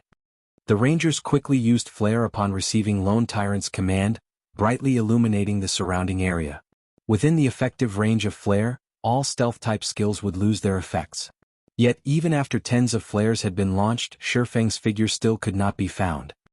What the players of Dark Star did not know was that, after Feng had activated the Ring of Nothingness, his first task was not to escape, but to leap forward and charge towards the tree closest to Lone Tyrant. Hence, the flares used to seal his path of escape served no purpose whatsoever. Damn it. He plans to kill his way over. Use flare and shine Guild Leader Tyrant's surroundings. When Yulan recalled the faint smile on Black Flame's face as he pinned Lone Tyrant with a glare, she instinctively felt that Feng aimed to kill the commander. Only by doing could Feng possibly redeem Zero Wing's fame and prestige. At that time, even if Dark Star managed to annihilate Zero Wing's core team, it would not damage Zero Wing's reputation if Lone Tyrant, Dark Star's guild leader, died at Black Flame's hands. After all, even though Zero Wing only had tens of players on their side, they would still have managed to kill Dark Star's guild leader while under the protection of over 1,000 players. At that time, Dark Star would be the one suffering humiliation. Why are you all still daydreaming? Yulan angrily shouted when she noticed that none of Dark Star's rangers had reacted. However, Yulan suddenly felt that something was amiss. Instead of looking towards the outskirts of the encirclement, all of these rangers stared at the space above her. Immediately, Yulan raised her head, discovering a figure falling towards her, and this figure was none other than Feng himself. Panic surfaced on Lone Tyrant's face. He never imagined that Feng would be so suicidal as to come for his life. Black Flame, if you wish to die, then I'll grant your wish. The corners of Lone Tyrant's mouth raised slightly. He then picked up his shield and sword, fully prepared to guard against Feng's attack. What amazing courage! Ming Sha, who stood by Lone Tyrant's side, brimmed with fighting spirit right now, his eyes glowing as he watched Feng fall. He then retrieved the Bone Shatterer from his back and stood in front of Lone Tyrant, acting like a highly defensive wall. Ming Sha secretly admired Feng's performance, and he deeply wished he that could properly exchange blows with this man. However, responsibilities came first, so he had no choice but to get rid of Feng. Even with Ming Sha protecting Lone Tyrant, Yulan still felt that something was off. After all, why would an intelligent and resourceful man like Black Flame carry out such a reckless action? As insurance, Yulan hurriedly commanded, Guardian Knights, use Protection Blessing on Guild Leader Tyrant. All healers focus on healing Guild Leader Tyrant as well. Do not let Black Flame succeed.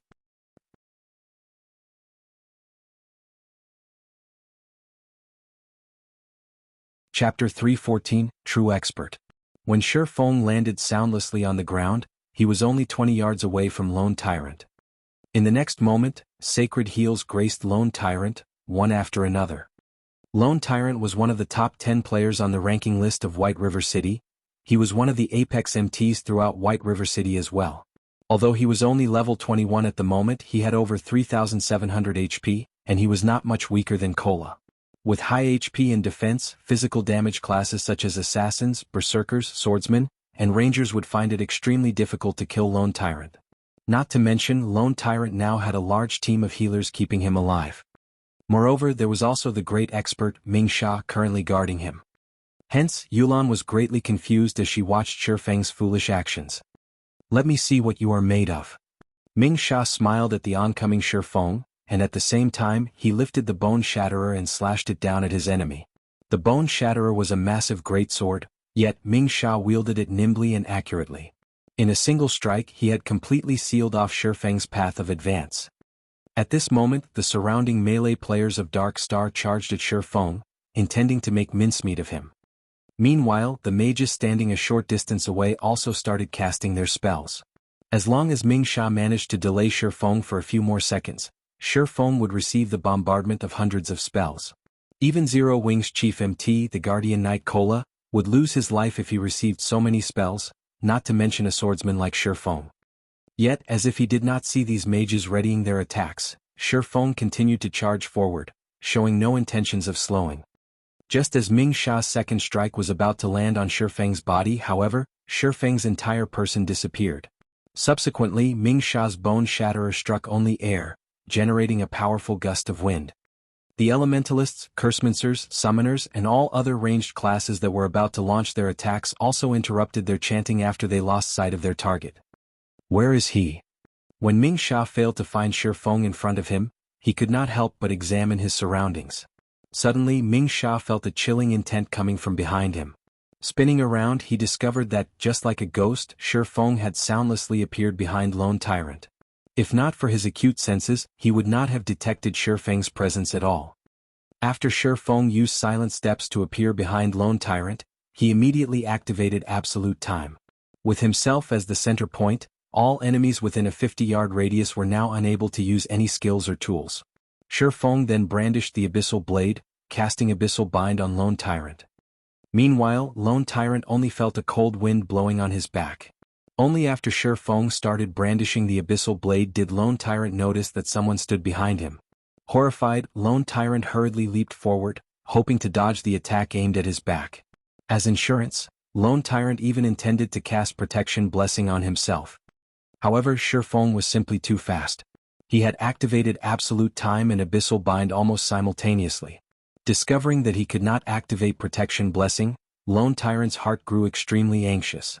In the next instant, 9 pitch-black chains bound his body, preventing him from moving even an inch.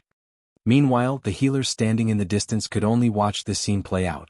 With their skills locked, the most they could do was provide moral support. Damn. Seeing that Feng was the only person standing close to Lone Tyrant, Ming Sha realized that he had been tricked. Feng had deceived him into leaving Lone Tyrant's side. Suddenly, a feeling that he had just been played for a fool grew in Ming Sha's mind. This was the first time he had felt such a feeling. Lone Tyrant was bound and completely unguarded right now. He was unable to resist in the slightest. If he, Ming Sha, had stayed by Lone Tyrant's side, even if Lone Tyrant were bound, he could have still helped defend against attacks. Now, however, he was almost a full 10 yards away from Lone Tyrant. If this were any other day, he could have closed the distance between them using the charge he had specifically reserved. Now, however, none of his skills would work. Even if he wanted to save Lone Tyrant, he was powerless to do so. However, he only needed around 2 seconds to close a distance of 10 yards. As long as Lone Tyrant could survive that long, Ming Sha was confident in stopping Feng, preventing Feng from dealing any more damage to Lone Tyrant. Naturally, Lone Tyrant had considered this as well. Hence, even when faced with Feng's Abyssal Blade and Purgatory's Shadow, he still revealed his confidence as if saying, "What can you do to me?" He was a Guardian Knight who possessed 3,700 HP. It was simply impossible for Feng to kill him in 2 short seconds. Unfortunately, reality had cruelly slapped Lone Tyrant in the face. When Feng's chop landed on Lone Tyrant, who now had his defense reduced by 100% due to the effects of the Abyssal Bind, a frightening damage of -1,500 appeared above Lone Tyrant's head. This single slash had erased Lone Tyrant's confidence. Now, an expression of fear decorated Lone Tyrant's face instead. Immediately, Lone Tyrant struggled to escape Abyssal Bind. However, no matter how much energy he expended, the bone-chilling chains remained unperturbed. This was the first time Lone Tyrant had felt so powerless. He had over 1,000 subordinates and a team of experts protecting him. Yet, Feng regarded them all as nothing. Now he could not even resist while Feng arbitrarily slaughtered him. Feng lifted the Abyssal Blade high. In the next moment, the Abyssal Blade, which was covered in green arcs of lightning, descended, and 3 arcs of lightning penetrated Lone Tyrant's body. -984, -1,370, -1892. After thundering flash ended, Lone Tyrant's body fell to the ground. From beginning to end, Feng had only used 2 moves to finish off Lone Tyrant, and the time he spent doing so had not exceeded 1 second. Feng's attack power thoroughly shocked everyone from Dark Star. Feng's performance was simply stunning. Even when faced with over 1,000 elites from Dark Star, he managed to kill Dark Star's guild leader, Lone Tyrant. Ming Sha was also stunned by this scene. He had never imagined that Lone Tyrant would die so quickly under Feng's assault. "Everybody get him. No matter what, do not let him escape." Ming Sha bellowed as he felt unprecedented humiliation. After finishing off Lone Tyrant, Feng sent a chilling gaze to his surroundings. Those who received his gaze inadvertently halted their steps, and none dared to look Feng in the eyes. Feng was like a king that had descended from heaven. Nobody dared compete with him over dominance.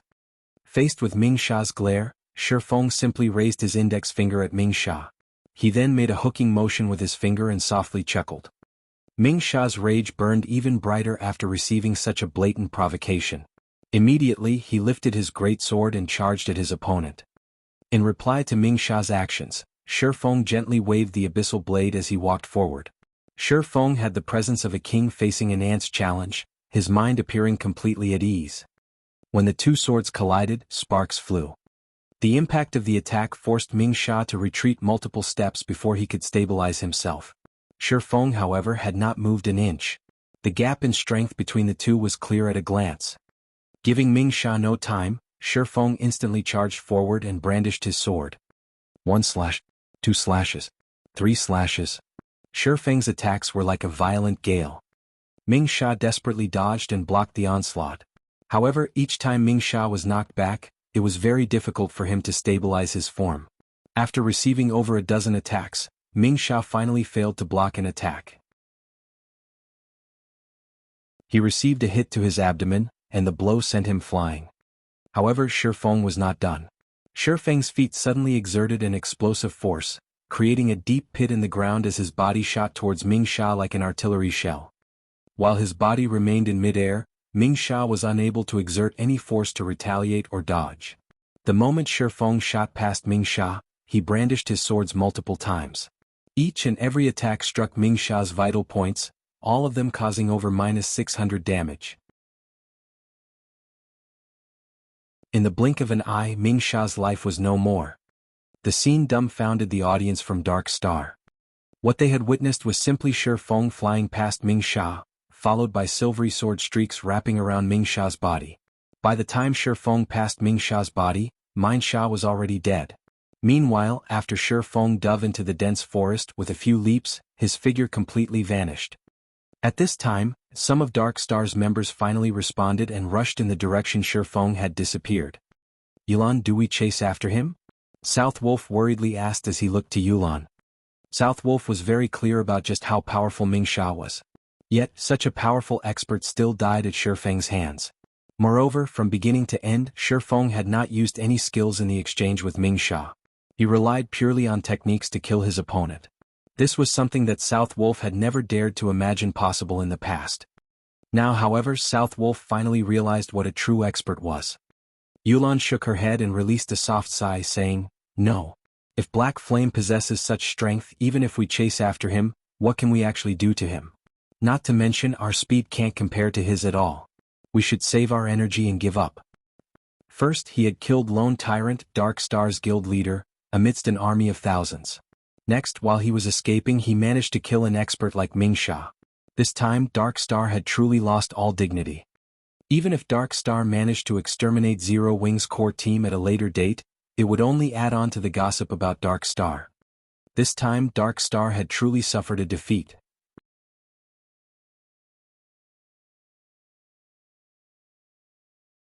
Chapter 315, Breaking Past the Encirclement. Are we giving up just like that? South Wolf still held some resentment in his heart. After all, Feng had killed him once before. "Then what do you propose?" Yulan revealed a calm smile. She then pointed towards the direction of the Silverleaf Forest in which Feng had disappeared, saying, "If you aren't satisfied, be my guest. However, you have already fully experienced Black Flame's horrifying might. Under that complete silencing skill, he can easily kill whoever he wants. As long as the cooldown for that skill refreshes, he might turn around and start another massacre. At that time, the first target he'll go after will be you." When South Wolf heard her reasoning, cold sweat permeated his forehead as he recalled the scene of Feng killing Ming Sha before escaping. Even until now, fear lingered within him. But how should we explain things to young Master Feng? Although South Wolf feared Feng Xianyang was not someone he could afford to provoke. "I'll deal with young Master Feng. Today we experience Black Flame's true strength, so consider it a great harvest. As for the other matters, let's leave those to Guild Leader Tyrant to deal with," Yulan said as she revealed a mysterious smile. She then turned around and left.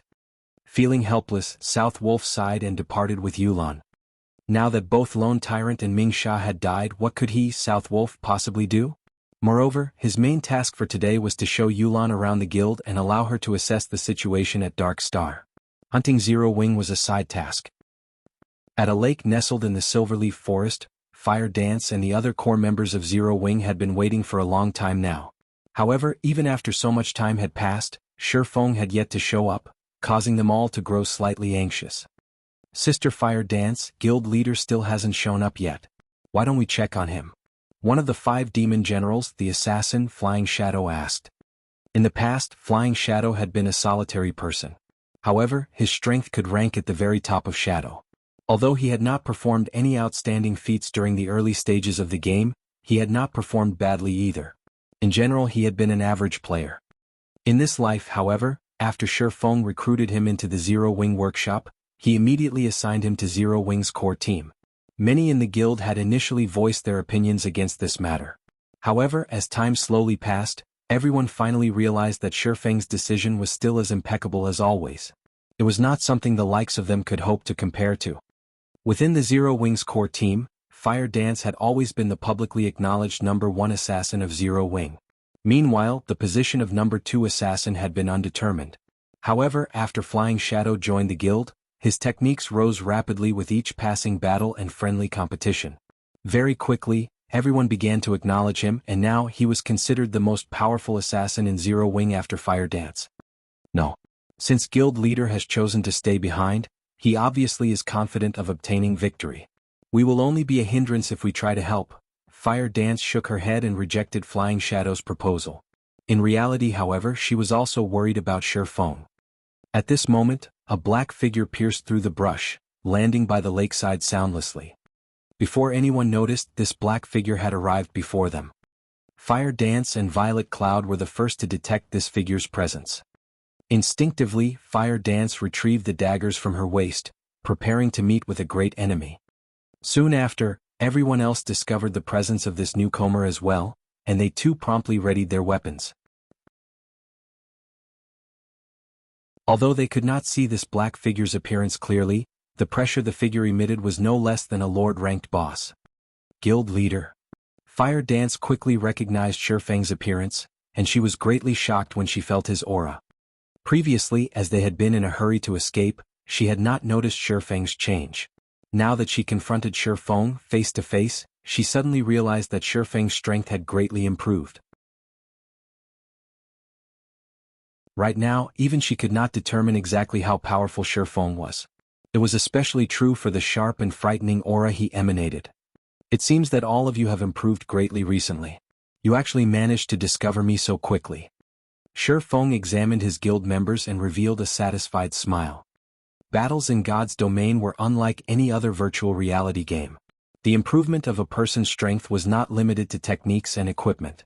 One must also possess a bestial intuition. After all, the penalty for death was not low, so such an intuition was essential when engaged in combat in the fields. In reality, if players did not suffer death when grinding out in the fields, they could easily reach level 200 within 2 years. Yet, Feng had taken a decade to reach level 200 in the past. Death was inevitable when battling in God's domain. In the past, Feng had died countless times while participating in all sorts of combat. In God's domain, danger always lurked around the corner. Guild wars were only a small part of the dangers in God's domain. Thus, it was of utmost importance for a player to nurture a bestial intuition to avoid unnecessary deaths. It was also a key to leveling up quickly. People's lives in reality were simply too peaceful, so this bestial intuition had been completely buried deep in their bodies. However, as players experienced more battles in God's domain, this intuition would slowly rise to the surface. Meanwhile, the rate at which players improved also correlated to how strong their intuition became, and this was one of the main factors differentiating average players from experts. Feng chose to appear so stealthily to test everyone's intuition, and the result had not disappointed him. Compared to several days ago, everyone present had improved greatly. Though, when compared to Fire Dance and Violet Cloud, everyone else's improvement paled slightly. Nevertheless, they were still much stronger than the average elite player. After Feng finished evaluating everyone's strengths, he then said with a smile, "All right, let's leave this place. Follow me." Leave. This was exactly what everyone had constantly tried to do. However, it was simply too difficult to accomplish. Currently, Dark Star's forces locked down the Silverleaf Forest. With their team of slightly more than 30, it was impossible to fight their way out of the forest. In the next moment, however, Feng gave everyone an underwater breathing potion. This potion allowed players to breathe underwater for half an hour. following which Feng gulped down the breathing potion and jumped into the lake. He then dove into the depths of the lake. The team copied Feng's actions, drinking the breathing potion and jumping into the lake as well. This lake was not just a pool of stagnant water. Instead, it connected to the other lakes found in the Silverleaf Forest. A player in the past had accidentally stumbled on this particular secret. This player had only managed to discover this secret as he tried to catch the silver carp found in the Silverleaf Forest. The silver carp was a precious cooking ingredient, and its flavor far surpassed the carp found in the real world. Moreover, after eating the dishes made using the silver carp, there was a very small chance for players to receive a permanent increase of 1 point to a basic attribute. Players could receive up to a total of 20 attribute points through consuming these delicacies. Unfortunately, the attribute rewarded was always random. Even so, players still valued the silver carp. Many players who were gourmands and wished to increase their strength would willingly spend a massive sum of money to purchase silver carp. So, silver carp had always been short in supply, and their prices had steadily increased over time. Back in the day, plenty of players would come to the Silverleaf Forest to fish for the silver carp.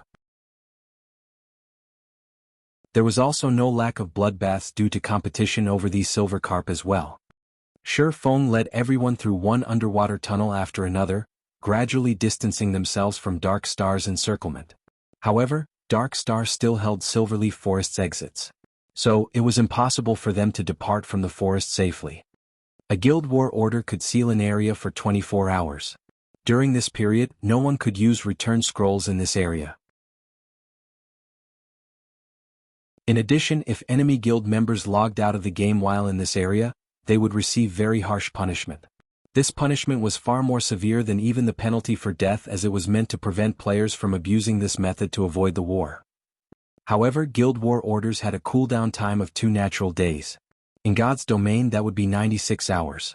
Hence, after players managed to endure and survive through the guild war order's effective period of 24 hours, they could return directly to the city using a return scroll. Feng intended to take advantage of these underwater tunnels before anyone discovered their existence.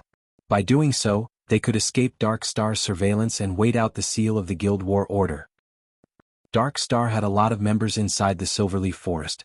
However, due to Feng's group killing one of their teams, which had consisted of over 100 elite players, in addition to Feng's impossible feat of killing both Lone Tyrant and Ming Sha amidst the encirclement of over 1,000 players, Dark Star no longer dared spread their forces too thin.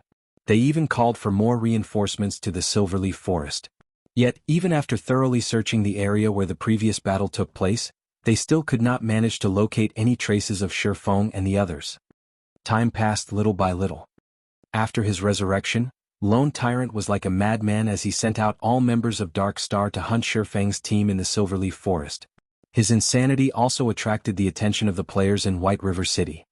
Why was Dark Star sending even more players to the Silverleaf Forest? Were the thousands of players they had sent there before not enough to deal with the core members of Zero Wing? At this time, a new post from Black Flame appeared on the forums, and within the post there was a video. This video bore the title, Dark Star's Guild Leader Lone Tyrant's Death.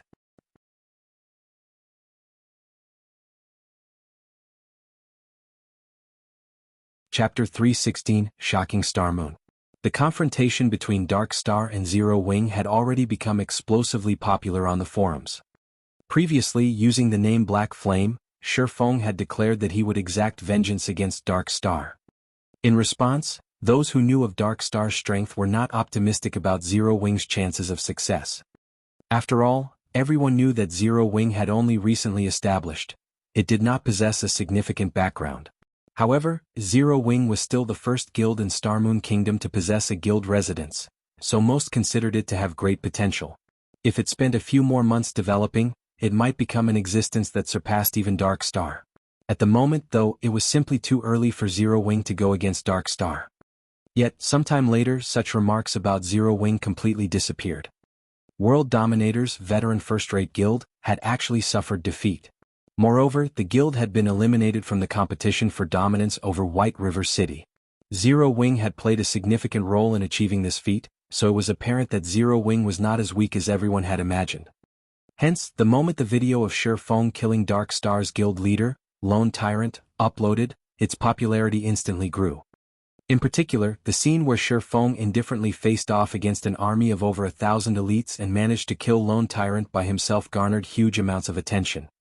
Feng's actions made it seem as if killing the enemy commander while surrounded by an army as simple as taking something out of his pockets.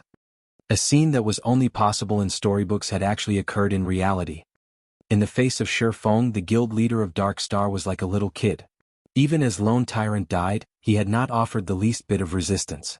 On the other hand, just a glance from Feng caused the thousands of players of Dark Star to freeze in fright. At that time Feng was like a king. Before him, everybody else could only submit. Also, the scene in which Feng killed Ming Sha as he departed was even more amazing. Anybody could tell at a glance that the berserker, Ming Sha, was not just an ordinary expert. Yet even so, Feng killed him effortlessly. However, this did not mean that Ming Sha was weak. Instead, Feng was simply too strong. This black flame is too powerful. With his skills, he can rank on the God's Domain Experts list. Not likely. That's the God's Domain Experts list you're talking about. The Secret Pavilion has collected information on all experts in God's Domain to compile that list, and the God's Domain experts that rank on it are all monsters. Previously, even though the God-ranked expert Feng had killed over 100 players all by himself, he still failed to earn a spot on that list. The Secret Pavilion was famous in the virtual gaming world, and one could find the Secret Pavilion's presence in practically every virtual reality game available. The experts list compiled by the Secret Pavilion was also well received by many players. After all, by browsing through the experts list, one could easily find information such as the major events that had occurred in God's domain, what kind of experts were present in the game, who the #1 player was, and more. Players had no need to go through the trouble of searching for such information through the official forums. Any player who managed to earn a place on the experts list was a target for recruitment of all of the major workshops in the gaming industry. Although nobody knew whether Black Flame was capable of ranking on the experts list, undoubtedly he had already earned his fame in Star Moon Kingdom. In the future, whenever people talked about Zero Wing, the first thing that would come to their minds would be Black Flame. Damn it! Damn that Black Flame! Lone Tyrant burst into an uncontrollable rage when he discovered the video Feng had uploaded. His original plan to destroy Zero Wing had completely backfired, and instead he became the laughingstock throughout Star Moon Kingdom. Have we not found them yet? Lone Tyrant bellowed. Dark Star had suffered a tremendous loss this time. Not only had it lost more than 1,000 players to Zero Wing, but Dark Star's fame and prestige had also been destroyed. Lone Tyrant's reputation had gone up in flames. To make things worse, he still had to compensate World Dominators for its losses. The amount they had to pay would definitely put a dent in Dark Star's funds, damaging the guild's development. In this war, Dark Star had suffered a double loss. However, Lone Tyrant was completely helpless about this situation. Guild leader, we've already increased the number of people searching for them to 15,000. However, it's as if they grew wings and flew away.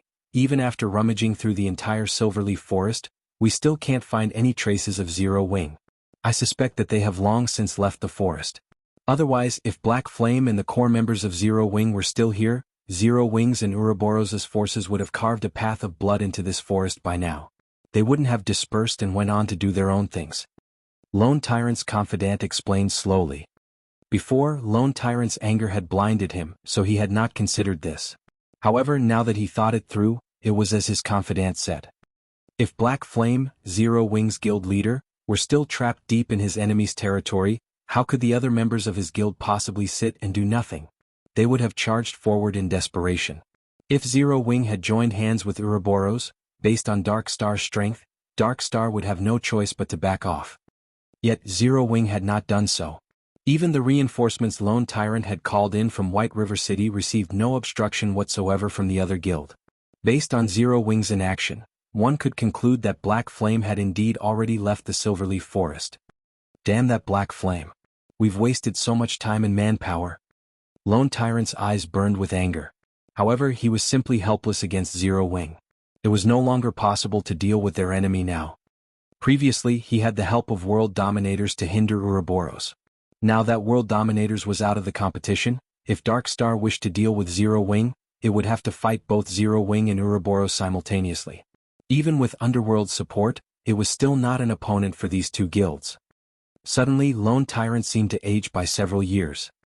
Pass on my command, everybody is dismissed. Those who should rest, rest. Those who wish to level up, go level up. As for the rewards and compensations, I will issue those later. After Lone Tyrant finished speaking, as if all the strength in his body drained away, his entire person became powerless. Soon after, everyone from Dark Star departed from the Silverleaf Forest, one after another.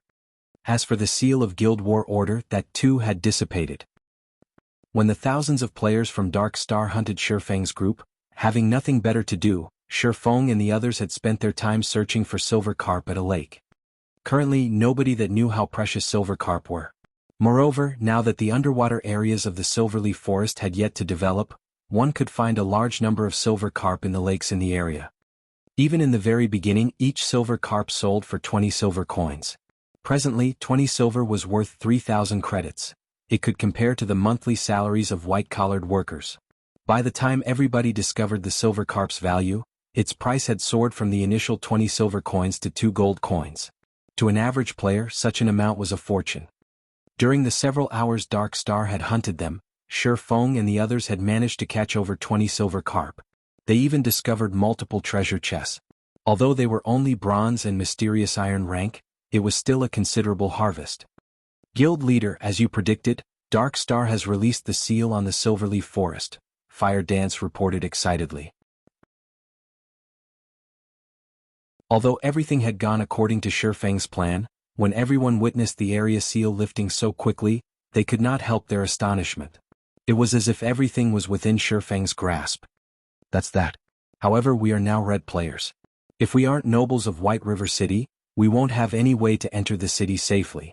Most of us are already level 20, so if we wish to upgrade ourselves further, we need to complete our class change. Let's first wash away our red names. Otherwise, we can't enter White River City to accept our class change quest. Feng was not particularly surprised about the seal on the Silverleaf Forest releasing. After spending so much time and manpower, Dark Star had still failed to locate any of them. As long as Lone Tyrant was not an idiot, he would definitely stop searching for them like a fool.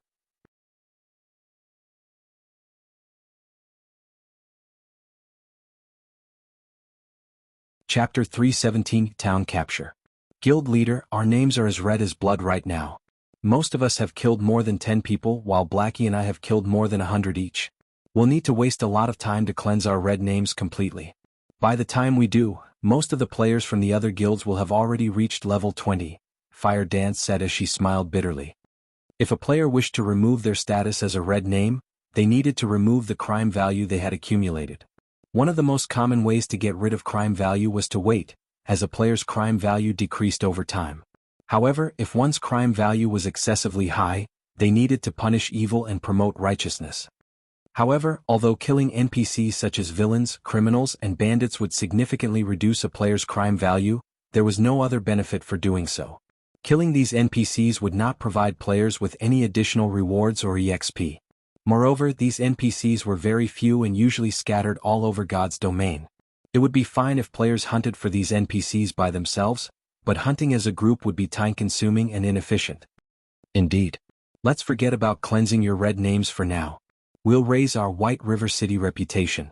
As long as you become nobles, entering the city as red names will not have significant consequences. We should have no problems taking on the class change quest. Feng made his decision after some thought. Otherwise, it would take around 2 to 3 days' effort to cleanse such a high crime value. Everyone fell speechless when they heard Feng's decision to raise their reputation in White River City to the degree of becoming a noble. Feng made it sound as if becoming a noble of White River City was as easy as buying cabbage from the market. It was extremely difficult for players to raise their White River City reputation, and one needed to invest a lot of time to accumulate sufficient reputation points to become a noble. In this case, it would be much easier to hunt for NPC bandits. Guild Leader, do you have a method to increase our White River City reputation quickly? Blackie knew that Feng would not speak without reason. Suddenly, his eyes shone with a hint of excitement as he looked to his guild leader for answers. A noble of White River City. Currently, one could count the number of players that had become nobles of White River City on one's fingers. After becoming a noble, not only could one purchase a business stall in White River City, but one could also receive high-level quests in the city. The rewards were enough to drool over. Although the EXP rewarded was low, the monetary rewards consisted of silver coins, not copper coins. Most importantly, nobles could receive a 10% discount when purchasing items in White River City. They could also receive a 30% discount when repairing weapons and equipment. Currently, every time they went to repair items they would always leave with a stomach ache. Due to the quality of their items, the repair fees were at least 6 times higher than the average players. If they could become nobles of White River City in the future, they would not become poor bastards whenever they needed to repair their equipment. They might even get the chance to enter the nobles' district. Feng rolled his eyes at Blackie, saying, "Do you really think it is so easy to become a noble?" The team could not help their laughter at Blackie as he nearly choked from Feng's reply. Although it is not easy to raise one's reputation in White River City, if one wishes to increase it quickly, there is indeed a method to do so. Guild leader, is there really such a method? Kola asked excitedly. It was an absolute nightmare for him whenever he had to repair his equipment. Out of cloth armor, leather armor, and plate armor, the repair fees for cloth armor were the cheapest. On the other hand, plate armor cost the most to repair, and normally the fees were at least double that of cloth armor. Ah, there is one method, town capture, Feng nodded, revealing a mysterious smile. Feng's announcement stunned his guild mates. What kind of trouble was Feng trying to stir? They had just escaped from Dark Star's pursuit, yet now they were going to capture a town. Town capture? Kola was confused. Although he did not know why Feng suggested they capture a town, such a thing was not easy. Level 50 elite NPCs guarded every town. There were even Tier 2 NPCs protecting them. Even with their strength combined, they wouldn't be a match for even a single level 50 elite NPC, not to mention a Tier 2 NPC. That's right. However, we're not going to capture just any town. Instead, our aim is Creek Town, one of the towns within the White River City region that's occupied by evil-aligned NPCs. As long as we capture this town, we can obtain a lot of White River City reputation points. If we're lucky, there might even be unexpected rewards, Feng explained. However, it won't be easy. I'll need to make some preparations before we set off. Just stay here and catch some fish for now. I'll head back and make the necessary arrangements. I'll notify you guys once I'm done. After Feng said so, he used a return scroll. Town capture. During the middle stages of God's domain, this was a commonplace activity for players. There were plenty of small towns in God's domain, and a majority of these towns were not under the management of any kingdoms or empires. Instead, other forces occupied these towns. So long as players wished to establish their own empire in God's domain, it was a must for them to occupy towns. Meanwhile, if players wished to occupy a town, they needed to chase away the forces that occupied said town first. Only by doing so could they turn the town into their own guild town. They could then slowly develop and upgrade the town's rank. It was also not impossible for players to develop a town to surpass even Starmoon City. However, the conditions for doing so were extremely demanding, so it was very difficult for players to succeed. Moreover, capturing a town was easier said than done. Even if the current number 1 guild in White River City, Ouroboros, went all out, they should not have any clue of how to capture a town. It should be impossible for Ouroboros to capture even the most bordered and resource-poor town. On top of that, now that Feng had unsealed the Endless Abyss, towns had upgraded their overall strength in preparation for the assault from demonic beasts, making it even more challenging for players to capture a town. However, Creek Town, the town Feng had chosen as his target, was slightly special.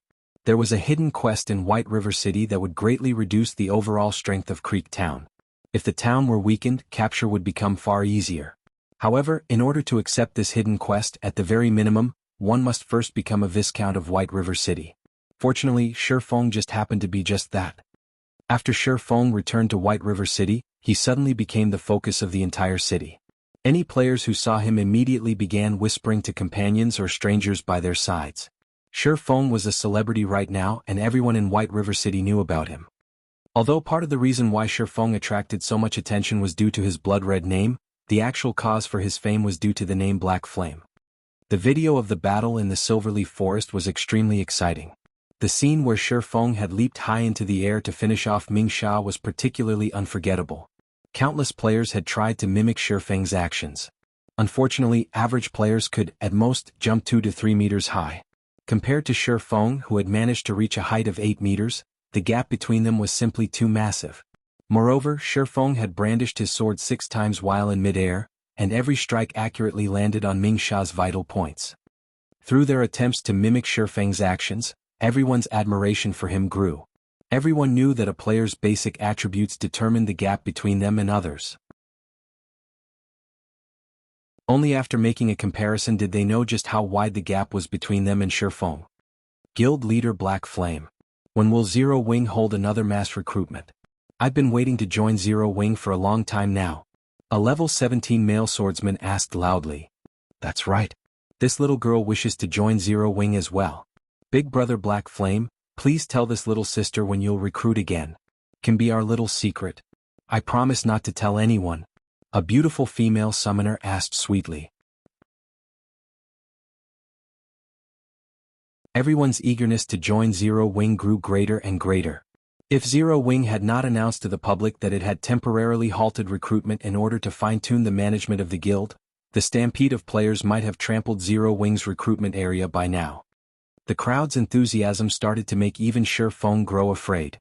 Without a better choice, he said, everyone can rest assured that Zero Wing will definitely recruit for more members. Moreover, we will have even more slots available during the next recruitment. As for the time and venue, the recruitment will be held in 3 days at Zero Wing's guild residence. I hope that everyone will show up for the registration when the time comes. Finished speaking, Feng hurriedly escaped. If he remained any longer, he might not be able to get away. In 3 days? Great. I can use that time to improve my techniques and strength. I will definitely pass the test and become a member of Zero Wing. After receiving a specific time, everyone grew even more enthusiastic. They all swore to join Zero Wing no matter what. In their minds, Zero Wing stood out like a sacred temple of experts. Assassin Fire Dance, Guardian Knight Cola, Elementalist Aqua Rose, Berserker Lonely Snow, Cursemancer Black Cloud, Cleric Violet Cloud, Swordsman Black Flame, Swordsman Yi Feng, and many other experts all belonged to Zero Wing. These experts possessed brilliant battle records in God's domain, and they were far stronger than other guilds' experts.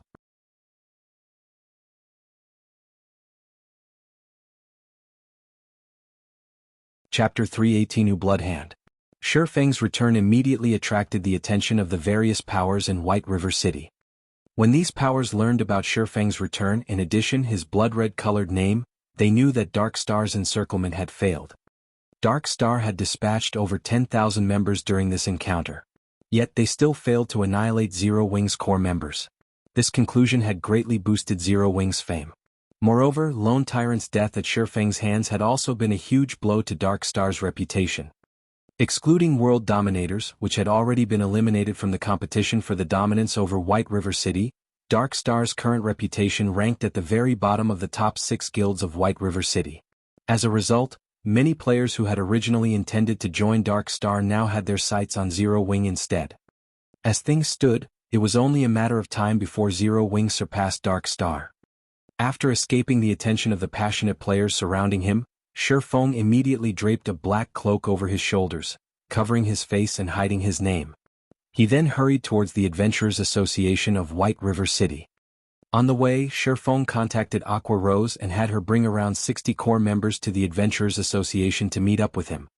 20 minutes later, Aqua Rose showed up at the entrance of the Adventurers Association with the requested guildmates. Every one of these core members wore equipment that was mysterious iron rank and above. Among them, many possessed secret silver equipment. The group looked dazzling when they stood in front of the entrance, invoking the envy and admiration of many passing players. Although Dark Star's ambush and the battle with World Dominators had significantly damaged Zero Wing, fortunately, the guild possessed a relatively large stock of bronze and mysterious iron equipment to compensate for the loss. Only some time was required to regain the lost levels.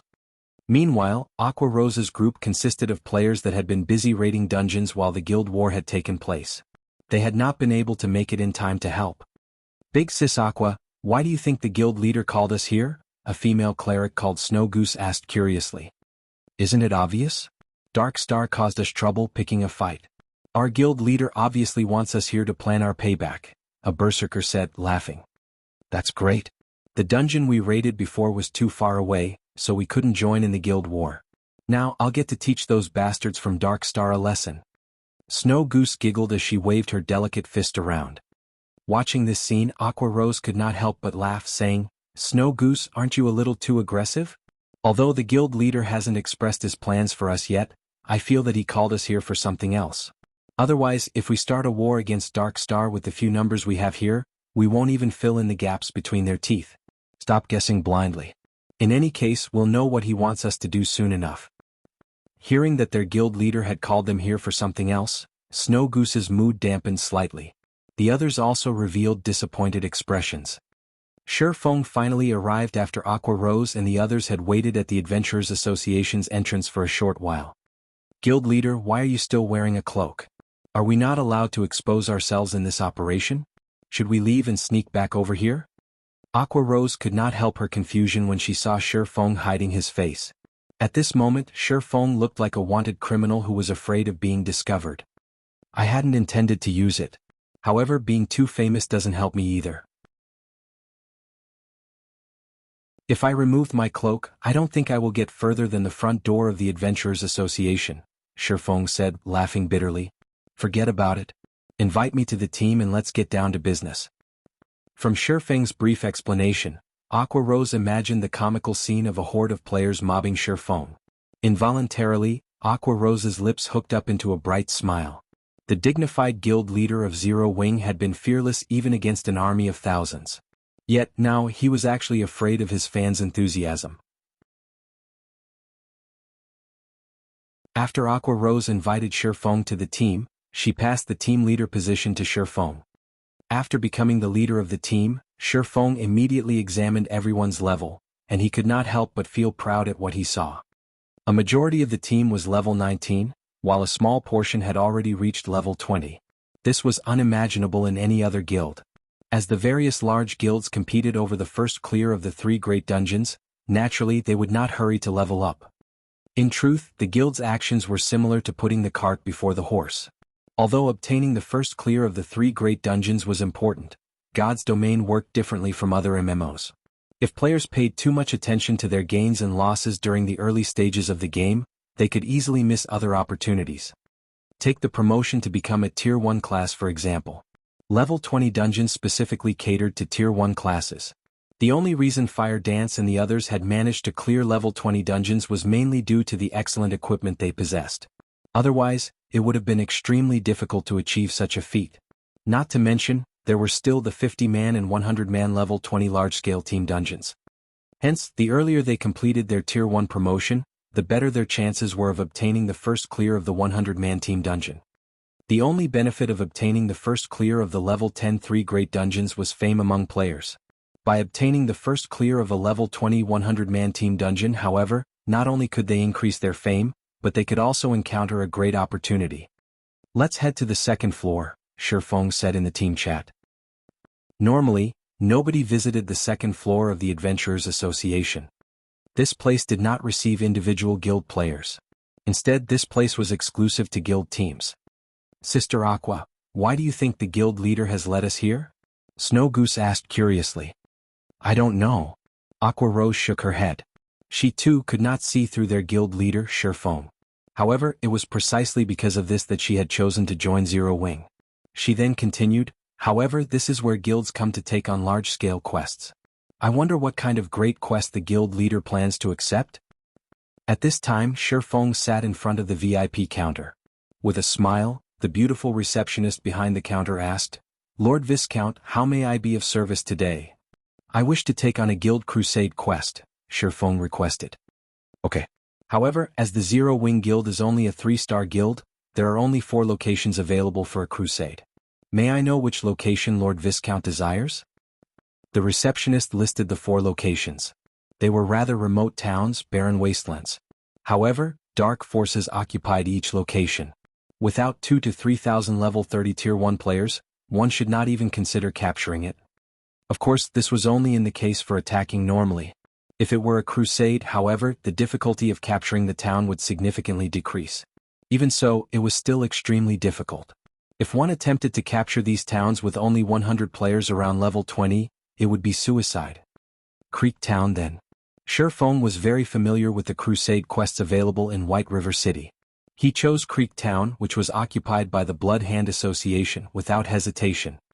Among the many dark forces in the White River City region, the Blood Hand Association was one of the weakest and smallest powers. It ranked at the very bottom. Taking on any of the other 3 locations, each of which was controlled by lower middle-class dark forces, would be nothing more than suicide for Feng and his team.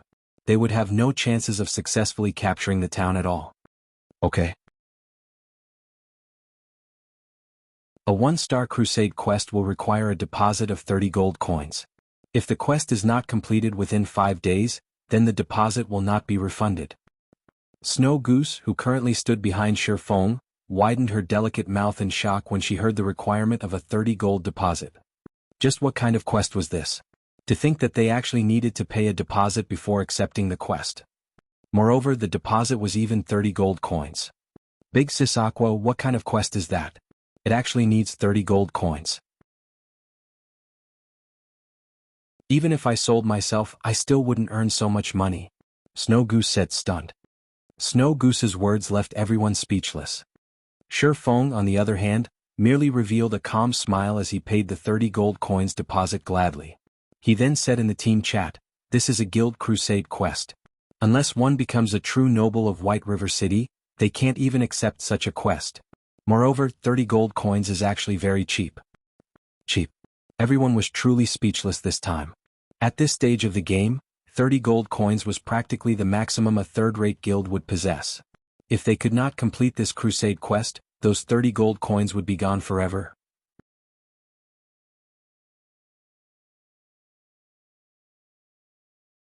Chapter 319 The Windbreaker. After Feng accepted the 1-star Guild Crusade quest, he led everyone to the Twilight Temple. The Twilight Temple was a main hub for healer classes. Here clerics, oracles, and druids could take on quests that rewarded high-level skills related to their classes. "Guild leader, what are we doing here?" Aquarose asked, confused. "We're looking for assistance." Feng smiled faintly, not bothering to explain further. After entering the main hall of the Twilight Temple, they saw level 180 elite guards crowding the temple. This hall also contained the statue of the Twilight Goddess, below which stood a level 200 priest dressed in red. An oracle advanced to priest after reaching tier 2. To Feng and the others, a level 200 priest was an existence that they could only revere. At this moment, however, this priest dressed in red took the initiative to walk up to Feng and welcome him. "Greetings, Lord Viscount," the priest said, fawning. "Greetings, esteemed Lord Priest. I wish to purchase some water of life. Do you have some here?" Feng asked softly. The water of life was the spring water taken from the fountain of eternal life. It was sacred medicine in God's domain that could heal any wound in an instant. It could even regenerate a person's lost limbs, so the water of life was extremely valuable. To NPCs, the water of life held great importance. The Twilight Temple worshipped the Twilight Goddess. Meanwhile, the fountain of eternal life was a godly relic that the Twilight Goddess had bestowed upon the Twilight Temple. Hence, throughout God's domain, only the Twilight Temple could possibly obtain the water of life. "Lord Viscount, water of life is precious. This is a gift of the Twilight Goddess to we humans, and every drop is a treasure. It is not something a priest like myself can give to others casually, so I beg for Lord Viscount's forgiveness," the priest said, appearing slightly angry. However, a Viscount was a person of relatively high status in White River City. Even if Feng's request angered the priest still had to endure and hold it in. If any other player stood in Feng's place right now, the priest might have thrown them out of the temple already. Naturally, Feng knew this. Although he had guessed that his identity as a Viscount would not get him the water of life, the priest's unwavering refusal still shocked him slightly. Feng then activated the golden stigmata and looked at the priest, asking, "Will this not do?" Suddenly, twinkling golden stars appeared in Feng's dark pupils. His body began to emanate a terrifying aura. In the face of this aura, the priest felt even his soul tremble. "You are..." The priest was the manager of this Twilight Temple, so it was only natural that he would possess vast knowledge regarding God's domain. Stigmata were the war god's temple's symbol of supremacy, and they were categorized into 3 different colors: silver, gold, and purple. A person capable of controlling a golden stigmata was definitely a core character of the war god's temple. "Is it really not possible?" Feng asked again. In truth, he was not confident in obtaining the Water of Life. If players wished to purchase the Water of Life from the Twilight Temple, the prerequisite was sufficient status among humans. As to what degree of status, even Feng was unsure. However, characters like Weissman, the controller of a city, could definitely purchase some. Feng was not a city lord, so if he wished to purchase the Water of Life, he could only try his other identities. If it were not possible to obtain any, he would have to look for other assistants to help him with the crusade quest instead. After he gained sufficient status in the future, he would return and purchase Water of Life. After some struggling, the priest finally opened his mouth and said, Lord Viscount, with your esteemed status, you can purchase 1 drop. Okay, I'll take it, Feng replied, slightly excited. However, his excitement confused the members of Zero Wing behind him. Wasn't it just a single drop of Water of Life? Yet, it actually caused their usually calm and indifferent guild leader to grow excited. Could this Water of Life possibly be an epic item? That will be 300 gold, Lord Viscount. The priest carefully took out a small crystal vial from his pocket. Within this vial, there was a single droplet of dark blue liquid. Aqua Rose immediately revealed a shocked expression when she heard the required price of 300 gold. The others were stunned as well. However, Feng was not surprised by this price. Instead, he handed over 300 gold to the priest without hesitation. His actions even seemed a little impatient. Aqua Rose was speechless when she heard the price for a drop of Water of Life. There was not a single guild in God's domain that could possibly afford such an amount. Hence, when she saw Feng hand over 300 gold to the priest, her disbelief was overwhelming. Although Aqua Rose had long since known that Feng was rich, she never thought his fortune was this vast. No wonder guild leader said that 30 gold was cheap before. Snow Goose finally understood Feng's words back at the Adventurers Association. Indeed, compared to 300 gold, the 30 gold deposit for the Guild Crusade quest was nothing. With 300 gold, one could fully arm a 100-man elite team with mysterious iron equipment. In the end, just how deeply hidden is this guy? Just how much do I not know about Zero Wing? Aqua Rose shifted her gaze to Feng, a complicated feeling possessing her heart. If Lone Tyrant of Dark Star knew about this, he would definitely regret making an enemy out of Zero Wing. Wars between guilds were mainly competitions in financial power. Meanwhile, by showing off its own financial power, Dark Star had simply shown off its slight skill in front of an expert. However, what Aqua Rose did not know was that Dark Star could have caused Feng some significant problems had they really annihilated Zero Wing's core team. After all, Blackie wielded an epic ranked staff. The others also possessed excellent dark gold items. If Dark Star had managed to obtain these items, the consequences would have been unimaginably dire. After Feng obtained the Water of Life, he hurried over to a simple and crude-looking house located in the slums of White River City. In this house lived a middle-aged man with only a single arm. Originally, this man had been a powerful Tier 2 sword master. However, during the Great Demon War, he had lost one of his arms and subsequently, his strength deteriorated, reverting to an ordinary citizen. This man was Kite. Even before he had lost his arm, Kite had not been very famous in Starmoon Kingdom. After all, he was simply a Tier 2 swordsman, something common. The reason Feng had come for Kite was mainly that of his potential. 5 years after God's Domain had officially launched, Kite had another name. Windbreaker. Nobody would have thought that a one-armed man living in the slums of White River City would, after becoming the personal guard of a player, one day grow to become a Tier 5 titled Sword Saint. The more shocking matter was the fact that the owner of this Windbreaker was actually just an independent player with subpar techniques, and this player was simply a lifestyle player. However, due to the presence of this Tier 5 titled Sword Saint, this insignificant, independent player had actually become an existence that nobody dared to provoke casually. The same went for the first-rate guilds at that time. Many first-rate guilds and super guilds had also offered astronomical prices in order to recruit this independent player. Moreover, the prices they offered were much higher than what they would usually offer when recruiting a Tier 5 expert. The reason being, NPCs were different from players. NPCs of the same rank were much more powerful than players, not to mention a Tier 5 Sword Saint that received a title. Kite's strength far surpassed other ordinary Tier 5 Sword Saints. If ranked according to tiers, a title Sword Saint could be considered a Tier 5 class, and only Tier 6 God-ranked players could possibly suppress this Windbreaker. "Esteemed Lord Viscount, how may I be of service to you?" Kite asked in a tone that was neither servile nor overbearing when he saw Feng entering his house. Although he had become a cripple with low status, his bearing was completely different when compared to the priest back at the Twilight Temple.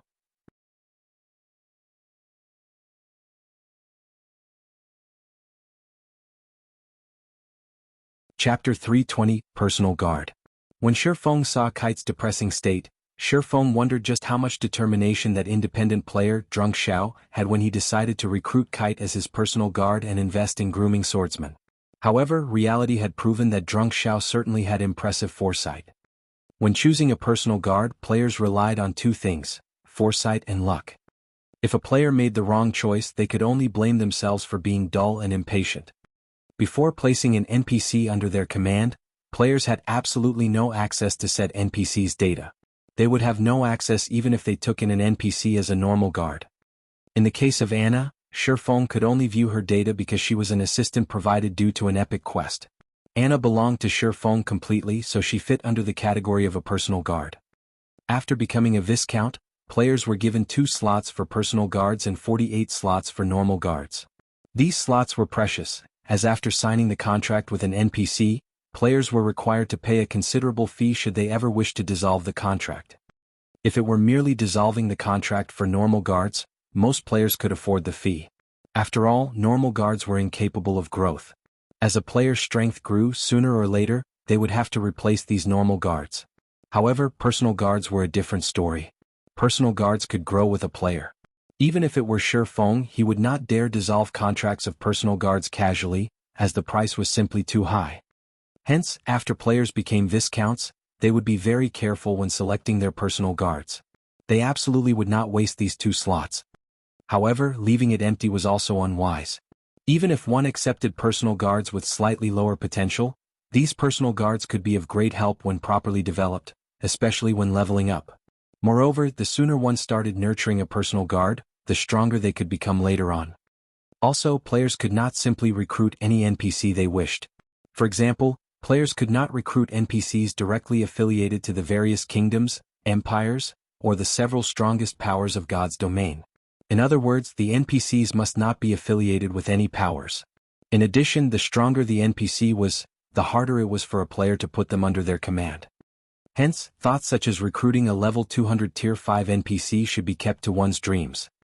In the past, Drunk Xiao's decision to accept Kite as his personal guard relied on both foresight and luck. It was not a feat normal people could repeat. In this life, however, Feng had decided that he needed to obtain the NPC named Kite no matter what. "Mr. Kite, I have just recently become a Viscount of White River City, and currently I'm trying to recruit guards for myself. I wonder if you would be interested?" Feng asked. Kite looked a little excited when he heard Feng's offer.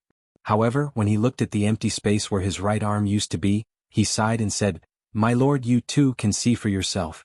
I am but a cripple now, so I have no way to serve as one of my lord's guard." I realized Mr. Kite's concerns. I had heard that Mr. Kite became a Tier 2 sword master at an early age.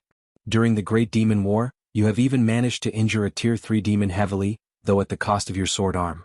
Today I have come to recruit you as my guard, so of course I have come prepared. Do you know what this is?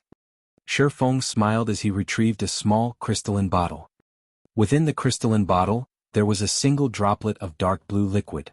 Just by looking through the crystal wall of the bottle, one could already feel the boundless life energy coming from this droplet. Water of life. Kite immediately recognized this liquid, a hint of emotion appearing on his stone-cold face. After all, this liquid was something he had yearned for all this time. Now that it was in front of him, how could he not recognize it? That's right. As long as Mr. Kite agrees to become my personal guard, the water of life in this bottle is yours. Feng smiled. Esteemed Lord Viscount, are you truly willing to use this precious water of life on a mere sword master like me? Kite asked carefully. In reality, Feng's offer was touching. My lord, you should know that, with this droplet alone, even a Tier 3 powerhouse would agree to become your personal guard. Aqua Rose was greatly shocked when she heard Kite's declaration. She never realized the water of life was so precious. A single droplet could actually convince a Tier 3 NPC to serve as a player's personal guard. That was a Tier 3 class. Players revered even Tier 2 classes, let alone Tier 3 classes. If their guild could have a Tier 3 NPC as a guard, they could simply annihilate anyone who provoked them. Unfortunately, Aqua Rose's thoughts were too good to be true. Although the Water of Life could be enough to recruit a Tier 3 powerhouse, Feng was simply too weak right now. He would not be able to recruit a Tier 3 NPC, even if he wanted to. Of course, I already know that, Mr. Kite. However, I value your potential even more. Based on your firm and unyielding will and the fact that you have not fallen to become a demonkin yet, I believe that you will one day become an apex powerhouse on the continent, Feng affirmed. Feng's words were not without justification. One should never provoke a demon. Feng had simply met with the phantom of a Tier 4 great demon, and as a result, he bore its curse. If Charlin, a Tier 3 divine official, had not dispelled the curse for him, he would have had no choice but to delete and restart a new account. Meanwhile, Kite had fought a real Tier 3 demon, so how could he have avoided receiving its curse? A demon's power was the evilest force that could corrode a human spirit. However, after suffering the demon's curse for so many years, although Kite had lost his powers, he continued to live normally. He had not turned into a demonkin. If Kite had not possessed a firm and unyielding will, the demon's power would have devoured him long ago. Mr. Kite, I wonder if you are willing to become my guard? Feng asked seriously. Since Lord Viscount is willing to accept a cripple like myself, how could I possibly reject my lord's good intentions? From today onwards, my lord will be my only master. I swear allegiance. Kite dropped to a knee in front of Feng, receiving the Water of Life respectfully. System, do you wish to assign Kite as your personal guard? Feng clicked agree. Following which, Kite's data appeared in Feng's NPC managing interface. Kite Yi Feng's personal guard. Gender, male. Age 39. Loyalty, 90. Charm, 60. Physique, 40. Wisdom, 81. Growth potential, 26. Class, Tier 1 Swordsman. Level, 30. HP, 8000/8000. Attack power, 600 to 720. Defense, 3100. Attributes, Strength 125, Agility 130, Endurance 200, Intelligence 90, Vitality 180. Although Feng had mentally prepared himself, when he looked at Kite's data, his heart could not help but twitch. Setting aside Kite's other attributes, his growth potential was only at 26 points. This number was simply maddening. Feng truly wondered how Drunk Xiao had managed to endure and nurture Kite in the past. Common ranked personal guards had 0 to 30 growth potential. Basically, no one wanted such personal guards. Bronze ranked personal guards had 31 to 50 growth potential. These were the lowest ranked personal guard players would usually possess. Mysterious Iron ranked personal guards had 51 to 70 growth potential. Meeting personal guards of such rank was rare. Normally, one required honed foresight and had to carry out long-term observation to find such guards. Secret Silver ranked personal guards had 71 to 80 growth potential. Such personal guards were extremely rare. Normally, players that managed to obtain these NPCs would treat them like their own babies. Fine Gold ranked personal guards had 81 to 90 growth potential. These individuals were as rare as a phoenix's feather. Dark Gold ranked personal guards had 91 to 100 growth potential. If a player managed to recruit such a personal guard, as long as developed properly, the player's strength no longer mattered.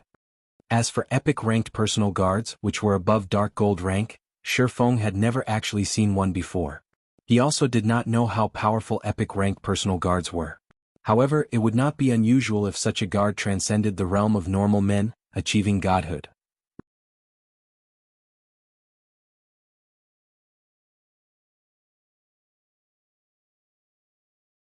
Chapter 321 NPC Army. After Kite became Feng's personal guard, he opened the crystalline bottle and drank the water of life within. When Aqua Rose saw Kite drink the droplet of water of life, which cost 300 gold, she could not hide her pained expression. As for the other guild members, they too gulped at the sight. 300 gold. It was enough to outfit a 20-man team with secret silver equipment fully. Yet their guild leader spent that 300 gold on an ordinary-looking and crippled NPC. They could not help their envy. However, Feng paid no attention to the others' thoughts. In the past, Drunk Xiao had become a famous character throughout God's domain due to his personal guard. Even when countless first-rate guilds and super guilds had offered astronomical prices to purchase this guard, Drunk Xiao refused to sell. Meanwhile, Feng had only spent 300 gold to obtain this future Tier 5 titled Sword Saint. How was this not a worthwhile trade? Shortly after Kite drank the water of life, his body suddenly emitted a bright green light. This light originated from the water of life.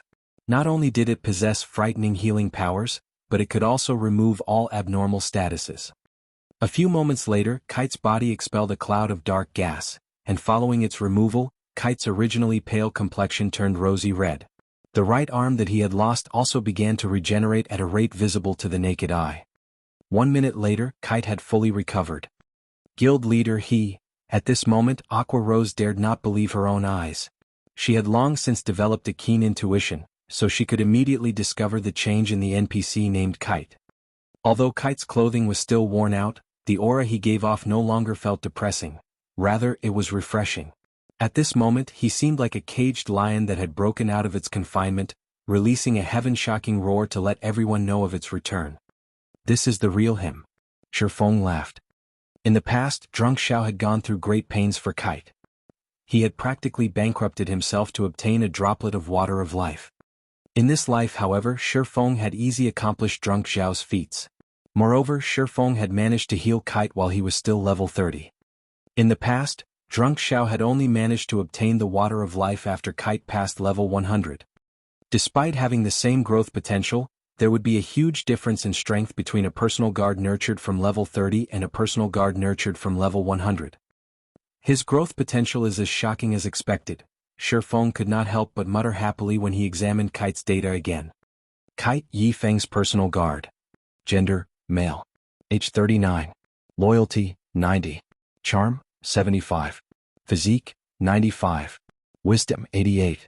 Growth potential, 94. Class, Tier 1 Swordsman. Level, 30. HP, 15,400/15,400. Attack power, 830 to 960. Defense, 4,500. Attributes, Strength 384, Agility 364, Endurance 420, Intelligence 276, Vitality 280.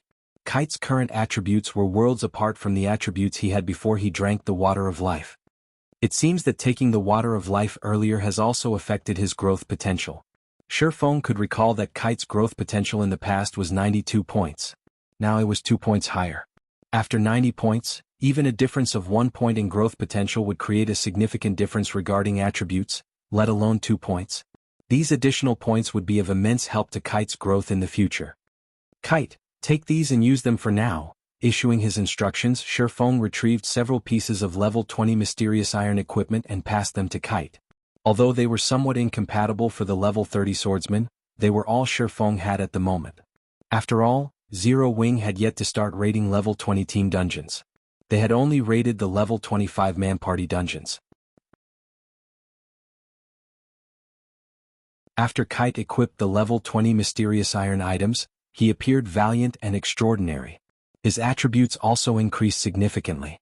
His HP broke through the 18,000 threshold, his attack power increased past 1,400 points, and defense reached 6,000 points. Kite's defense far surpassed even Zero Wing's chief MT Cola. Kite was practically a boss monster now. Let's go. We still have to recruit some more people. Feng then led everyone to the Mercenary Alliance. The Mercenary Alliance was the best place for players to recruit normal guards. The NPCs of the Mercenary Alliance were all well trained, and they were far more reliable than the NPCs players recruited randomly from the streets. Normal guards were different from personal guards. Players were required to pay for their services, and the prices varied depending on the strength of the NPC. With Feng's current level, the strongest guards he could recruit were level 50 Tier 1 NPCs. A normal level 50 guard cost 5 silver coins per day, and the payment would be due once every 10 days. A level 50 tier guard cost 30 silver coins per day with payment due once every 10 days as well. The difference between a normal guard and a Tier 1 guard was like the difference between a common monster and an elite monster. Thus, the price of a Tier 1 guard was 6 times higher than a normal guard. Some Tier 1 guards that were more powerful would cost even more. After arriving at the Mercenary Alliance, Feng signed a contract with 48 level 50 Tier 1 NPCs. Among them, some were melee classes, some were ranged classes, and some were healers. Of the 48 NPCs, there were 6 NPCs in particular that were more powerful than the others. They were Tier 1 advanced guards and they cost 50 silver coins per day. Feng had hired these guards for 1 month, and the fee totaled to 468 gold. Feng's financial power completely eclipsed all the guilds in White River City. Afterward, Feng led the 48 NPCs and walked through the streets, the group of level 50 Tier 1 guards looking valiant and mighty. Many players even consciously moved out of the way, not daring to block the path of this small army of powerful NPCs. Crap, why are there so many Tier 1 NPCs? Did something happen in White River City? No, look. Some of them aren't NPCs but players. Aren't they members of Zero Wing? Where are they heading? The players quickly discovered the problem. This small army of NPCs and the members of Zero Wing were actually together. Moreover, all of these NPCs were level 50 Tier 1 NPCs. With such a large NPC army, who, in White River City, would dare make an enemy of Zero Wing? In the face of so many level 50 Tier 1 NPCs, even Dark Star's army of tens of thousands of players amounted to nothing. The level suppression alone would leave the players of Dark Star completely helpless. Not to mention, these Tier 1 NPCs also possessed many powerful skills in their arsenal.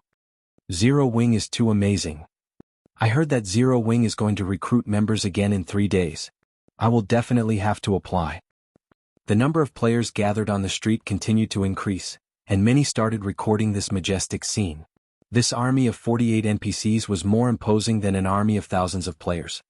The combat power this small army possessed was no weaker than the total battle power of a starting town. Although nobody knew what relationship this NPC army had with Zero Wing, the fact that Zero Wing could mobilize so many NPCs was already amazing. Meanwhile, the news of this matter spread quickly, creating a sensation on the official forums and increasing Zero Wing's fame once more. The members of Dark Star wore extremely ugly expressions when they discovered about this matter. Deeply afraid that Zero Wing would lead this group of NPCs to attack them, many of Dark Star's members chose to hide in cities or towns. Some chose to remove their guild emblems temporarily and secretly grind monsters. At the same time, the members of World Dominators were similarly frightened by this news, and they were also hiding, not daring to explore and level up. You're tuning in to the Han Li's Wuxia Adventures YouTube channel. We're so grateful for your support, and don't forget to subscribe to join us on this incredible journey through captivating stories. Your generosity through donations truly makes a world of difference, as it's the primary source of revenue that allows me to expand and enhance this channel for you. Thank you from the bottom of my heart for being a part of this adventure.